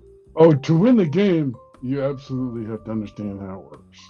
No, you call your system engineer. That's what they fucking get paid for. Sure. Why not? We have no idea what we're doing as the United States military. We can't continue to dominate for another century. We'll just go to the lowest bidder. Yeah. That's the fear. And that is not what they're going to do. That is exactly what they do. To change toilet bowls. They even have a website called FedBid, and it's reverse bids of who's going to bid the lowest. And it's not even a product. They just put specs in there, and you have to put solutions together, and then you bid the lowest amount of money, and if that tells you where you can bid next. Like, I'm telling you, they buy off lowest price. They don't give a shit where it's from. Some people do, but it's a very small number in the government that actually cares. They have a budget number they got to stick to. No, so you can, in fact, guarantee the United States government that information stolen essentially from them, from the source, cannot be used against them. They found chips on motherboards of Supermicro servers, and they still buy Supermicro servers. They had little rice chips that were like literally the size of rice that was sending information back to China. They still buy the shit because it's cheap. That's probably why those F-22s have Chinese chips in them. I don't think they fixed that either. I think they're still there. They don't give a fuck.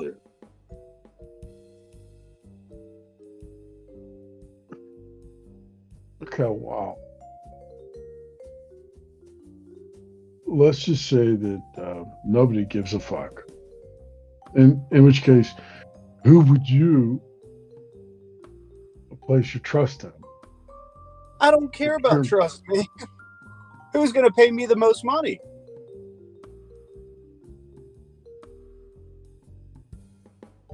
I think that you're not in reverence of seeing that the United States doesn't want to lose its position as a military significance for freedom, for the Constitution. I mean, I can go on and on and on for human beings. You go on and on. I think I sold enough IT to the Defense Department and a lot of other government agencies, and it was all LPTA. They didn't give a shit if I said, oh, but this company's very trustworthy. They didn't care. They said, what's fucking cheap and what's going to do the job? Mm-hmm.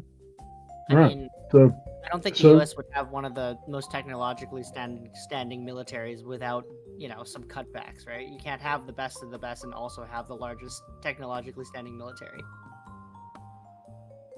Well, let's say you can network your computers together, and you can be a military, and you can execute executive directives. Sure, absolutely. Lowest price, best price. Go for it. However, when it comes to the security of being able to make those calls, and you'll forgive me for saying this, it's not a junior level decision. They're not going to leave it up to chance because they just won't. So I guess my question to that is, why are they still allowed to use SolarWinds for endpoint protection when it was hacked? Well, is there an incentive in the solar wind generation to undermine the power or the wherewithal, the Constitution, not the Constitution of the United States. That's not what I'm referring to. I'm referring to the Constitution of a human being. Are they undermining the energy of human beings, of Americans? Okay. And if the answer is no, we just get some energy and we have some suspect chips. No, SolarWinds is a cybersecurity company, and they basically had a bug in there that let anybody kind of report through a certain channel and could watch everything that's going in and out of your network. They were hacked. The government used SolarWinds a lot, and they lost a lot of data, but they still buy it. Why? If it's all about trust, why do they buy it? Because it's cheap. Because there was going to be a new directive called the Phoenix, Arizona directive. That's why. Because it's not there yet. Well, it's on its way. And quickly. I'm just saying, if all things based on trust, it'd be different, but they just don't. They don't care. Well, you're dealing in like government contracts, right?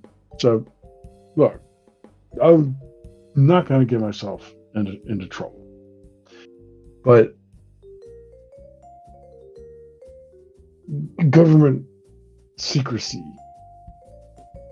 is an entirely different matter.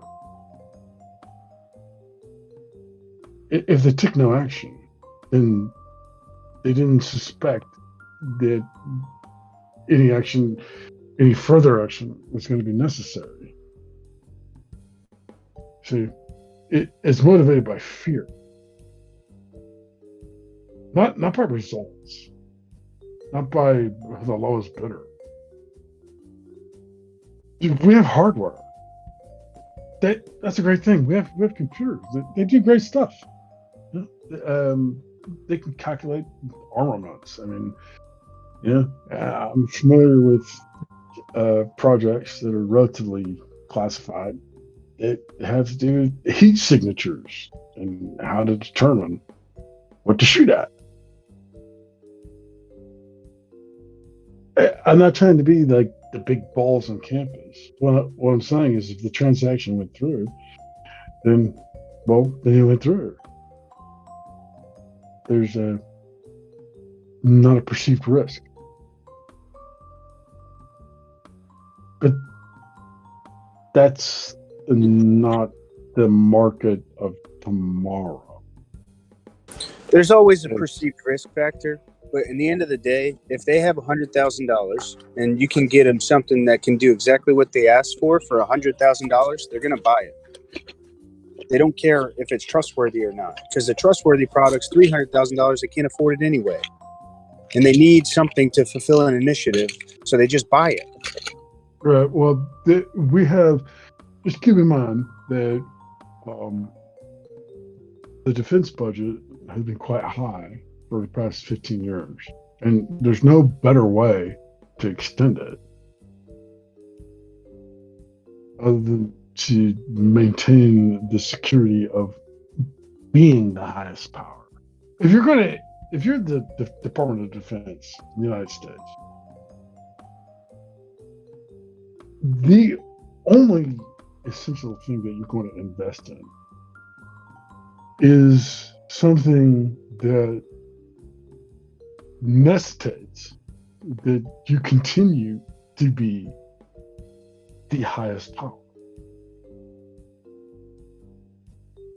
So transactions go through with sure, absolutely. I mean, I've chips here in my computer. I can tell you where I got them. I can tell you all kinds of stuff about what happened with the chip before I got to it, because it's actually an interesting story. But so what? That's not what's attempting to be done. The issue with that statement is that you are an individual, and the U.S. military is an echelon of several layers. So even if you have the people at the top asking for a trustworthy product, they're just going to send the numbers down to someone at the bottom, and then someone at the bottom is going to look at the numbers and not the actual trustworthy part of that, and then they're just going to go with the lowest cost product that does the job. Well, for certain applications, presently, in the current environment, yeah. I mean, we've seen that kind of process in a lot of military contracts and stuff like that. So I don't know how much trust plays into as far as the U.S. military goes.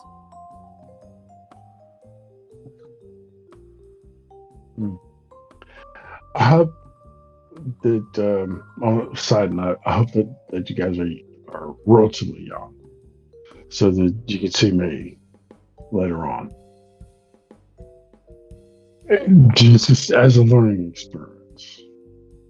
Always bet on a human being. When you're born, you're a human being. You have no capacities. Talk to your girlfriend. She'll elaborate on it. Yeah. The thing is, you aren't prepared for the things that come next. You are never prepared for those things that come immediately next. The next challenge, the next debt, the next. Keep on going. They're not going to let it happen. They're not going to allow military chip development fall under other countries' dominion. They won't do it. Okay, Joe, I got a quick question. Have you dealt with government contracts and actually selling them the product that goes downrange?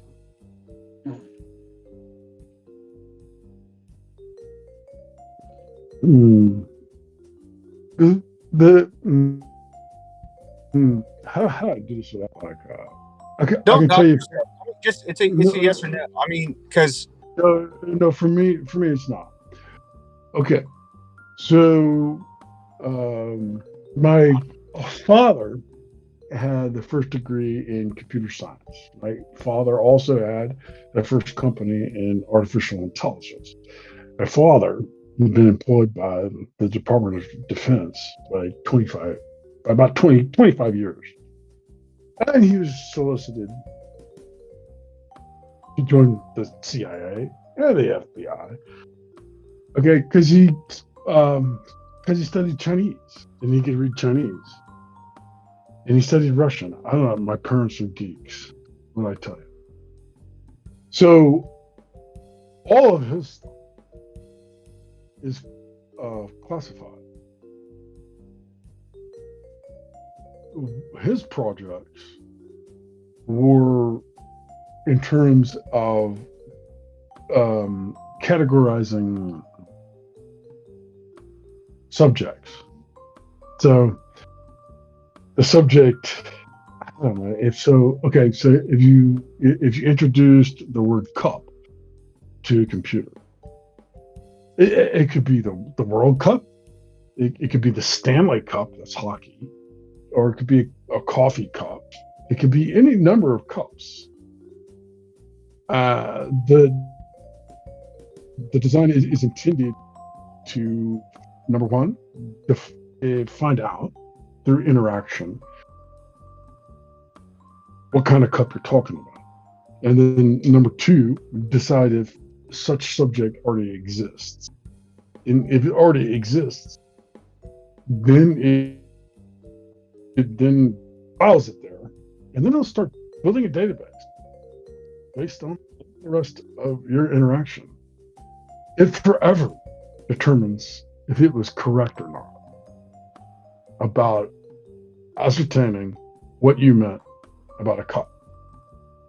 Simple term, multiple meanings, and it will, as it turns out, it will get the answers correct. Just now, that's AI. Okay, that's a first step from. That's a leap from what I was talking about, which is a more basic hardware kind of leap.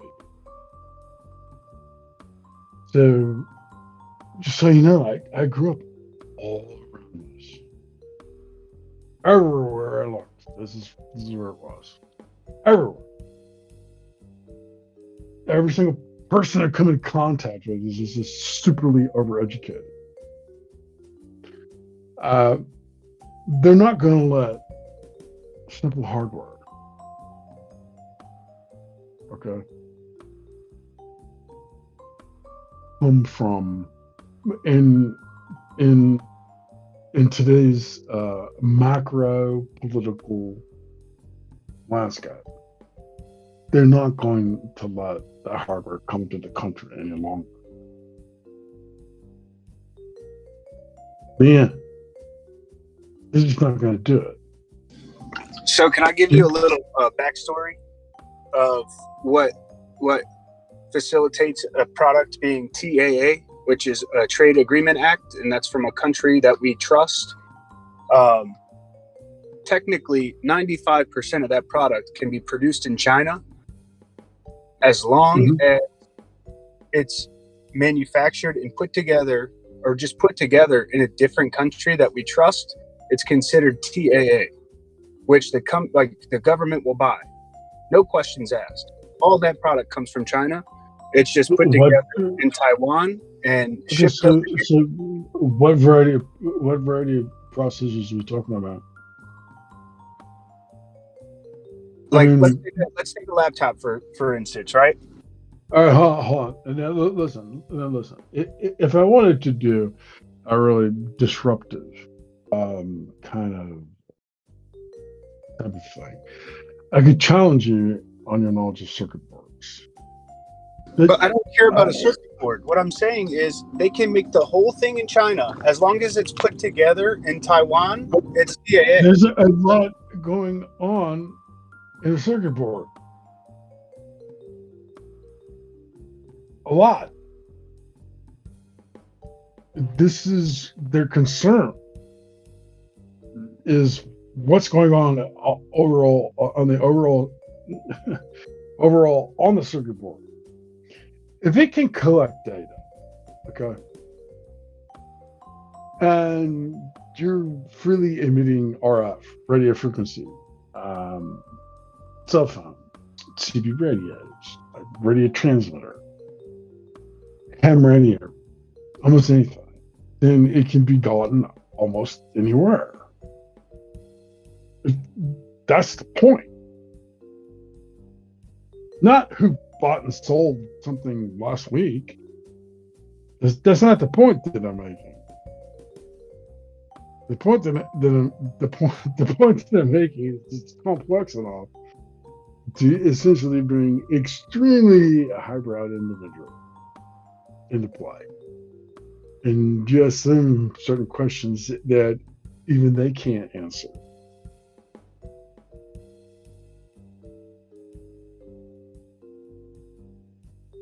And if you ask me a question and it costs me $100 million to answer the question, yeah, as a government, I think I probably would be willing to build a $6 to $8 billion tax break for people who want to build stuff outside of Phoenix, Arizona. They're already in the industry. It's a lot easier for them to do than it is for me. It's also a lot easier for me to trust an American company than anyone else. The second part is, all right, so we did that. So I'll throw circuit boards out. What else you got?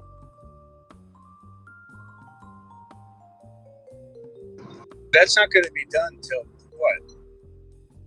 2025? Where are they going to buy it from now until then? And that's even if it's on time. I mean, how often does this construction get delayed and products get pushed back? Well, if you're TSM or Intel, there are always budget constraints and predictions about and market predictions. If you cut those out, okay, they can literally just go as far and as much as they want. I mean, if you cut out tax or capital investment incentives, they've already said, here's the land and no taxes and here's the money. I mean, what else do you want to do? Physically, like, want to give Intel a blowjob? Because I mean, it's not going to speed things up, but I mean, you probably offer if you want.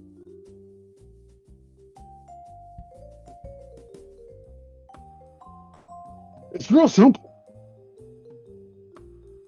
It actually gets to be real simple. You know, deciphering software and what software was doing, that was the 90s. Hackers.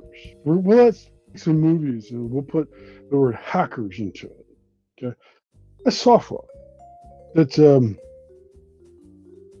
transitional layers between the operating system and the export capability of the computer, which changes voltages. Socket layers, secure socket layers, is essentially the last software conversion before it then is going to hit the device that's actually going to transmit it.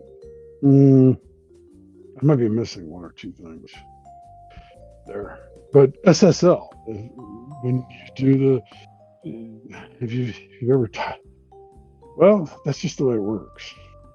You try it out. Ta-da!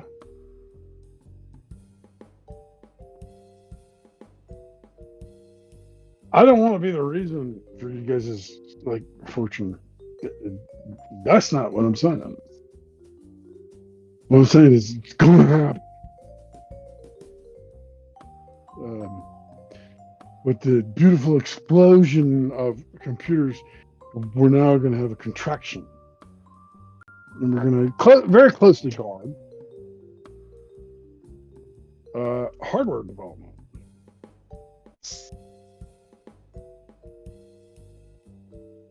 And we're Americans. Why should we not do that? Essentially, all of the free people live here. And so, yeah, I say most. The Canadians are free. Mexicans are mostly free. The Russians are completely not free. The Brazilians are not free. Are we really free, though? If you think about that statement, are we really free? Like, considering how many rules and regulations the government puts on you at a single point in time. Can you walk outside of your house and do whatever you want to do right now? Yeah, I'm free. You actually cannot. You can't right now. You can't walk out of your house and do whatever you want to do. If I wanted to go outside my house right now and just like walk down the street naked, I'd be arrested. Well, I mean, that doesn't take away from freedom. You can still do it. No, hold on. That's an important thing. I gotta remember this guy's name. Let me woof. Yeah. So you're part of a community, all right? It's as being part of a community essentially means that you're signing, unbeknownst to you, you're signing a social contract. Okay, you want your freedom and you want things that you want. So, and good for you. You have a soul. That's good. And other people do also. You're prepared for a 46-year-old or a 98-year-old or a 6-year-old. That's also on your neighborhood. On the street of your neighborhood. You didn't know that they were there, but by being alive, they're also signing that social contract.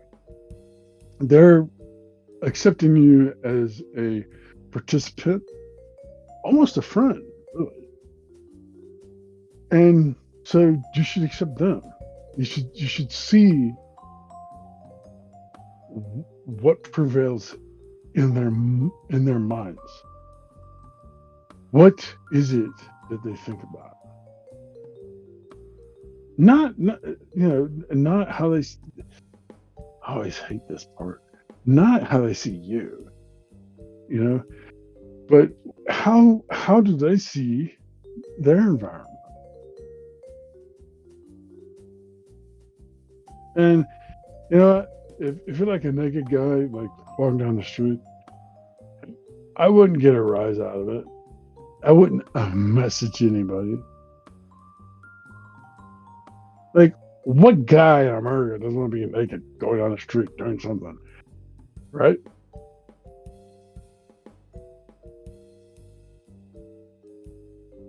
And so, yeah, they did. In your mind, you went down the street, you understood the social contract, and you're like, okay, yeah, all right, well, yeah, I kind of get it. That makes sense. Now, go find yourself a wholesome relationship. Be naked all the time.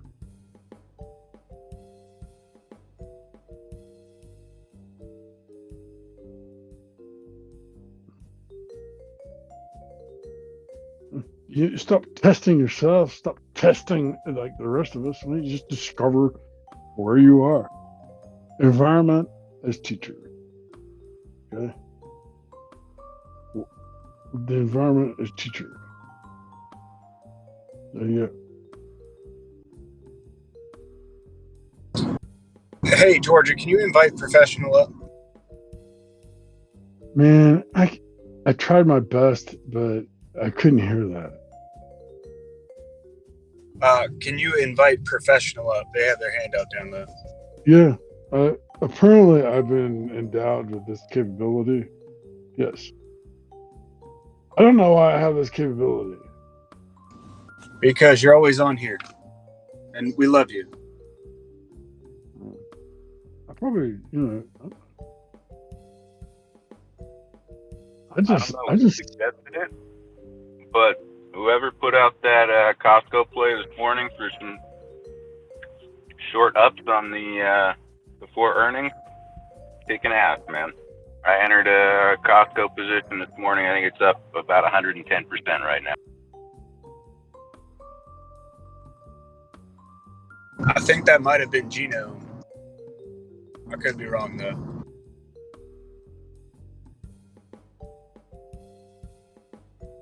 Well, fuck me and what I have to say. I'm 110%. God, of the dams? Damn it. Yeah, that profit take by NVDA, everybody getting their money out, just sunk the market this morning. It fucked everything I was planning on doing.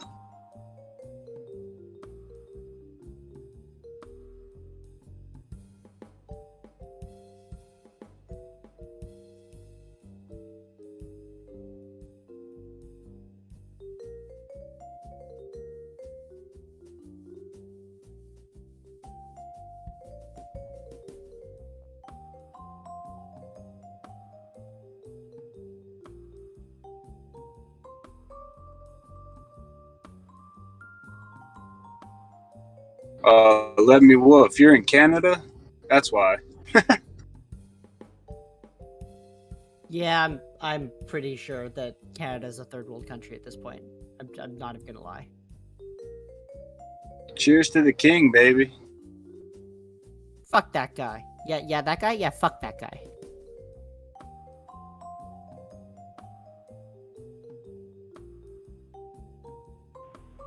My mistake. It's 150%.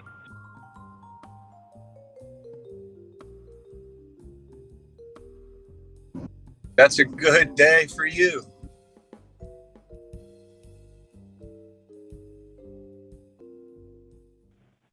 Just wondering when I should exit.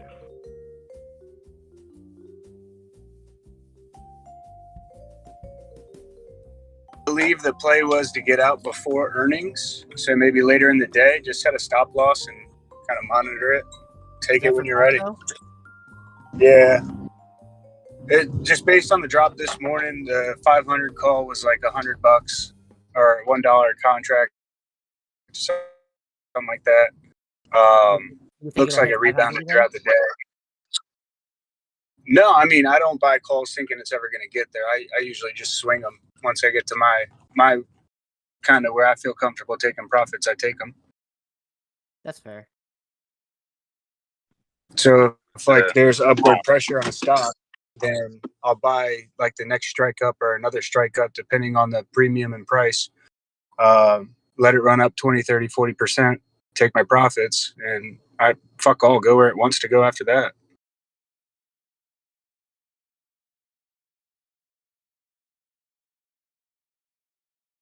I still struggle with the FOMO after I've sold. Look for something else. Don't keep looking back at it. Roger.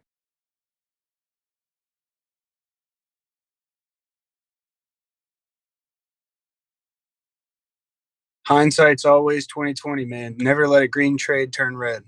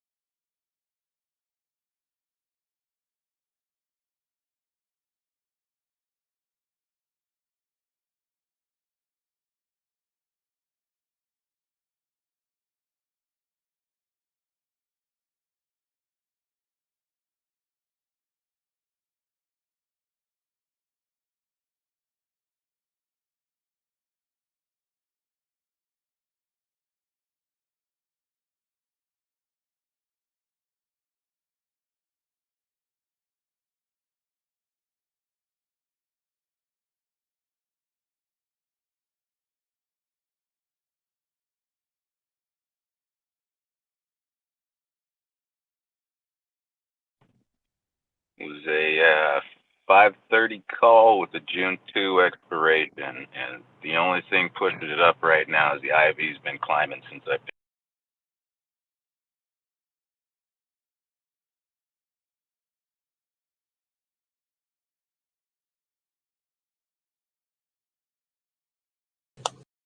Yeah, I would get out of that before earnings.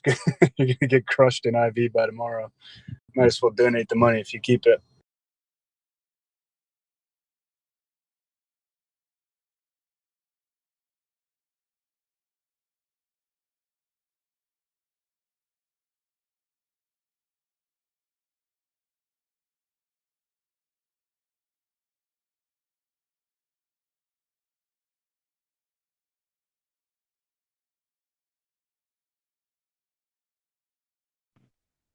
Yeah, that's the that was kind of my general thought. I think I picked it up at 41 cents, and it's 105 right now.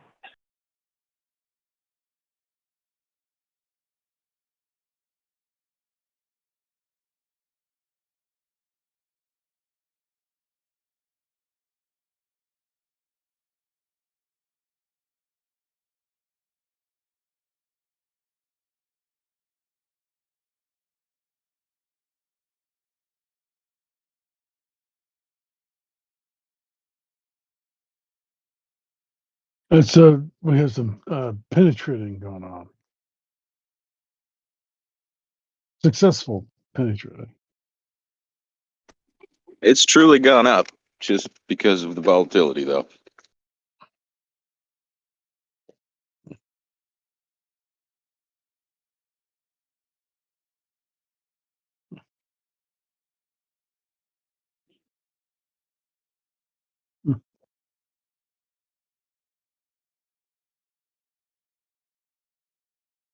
Yeah.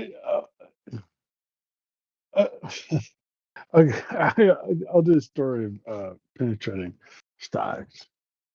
Is it at one time I owned like 100 of 1% of all the electricity that was running through to light um, the United Kingdom. And it was quite a ride. It was an unprofitable ride for me at the time.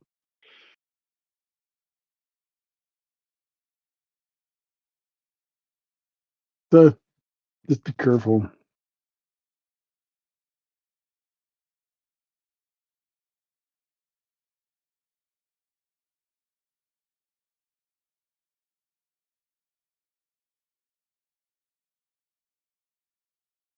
So, I won't do penny trades because I like smiling at my old self. I did that like 20 years ago.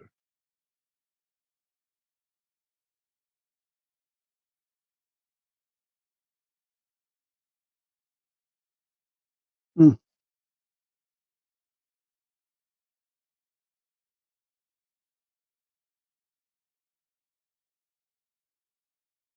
Invariably, what will happen when you're listening to me is that you put a sell stop, and you put in a sell stop for what you think's reasonable for where it's trading at now, and then your sell stop will get executed, and then it'll even go further.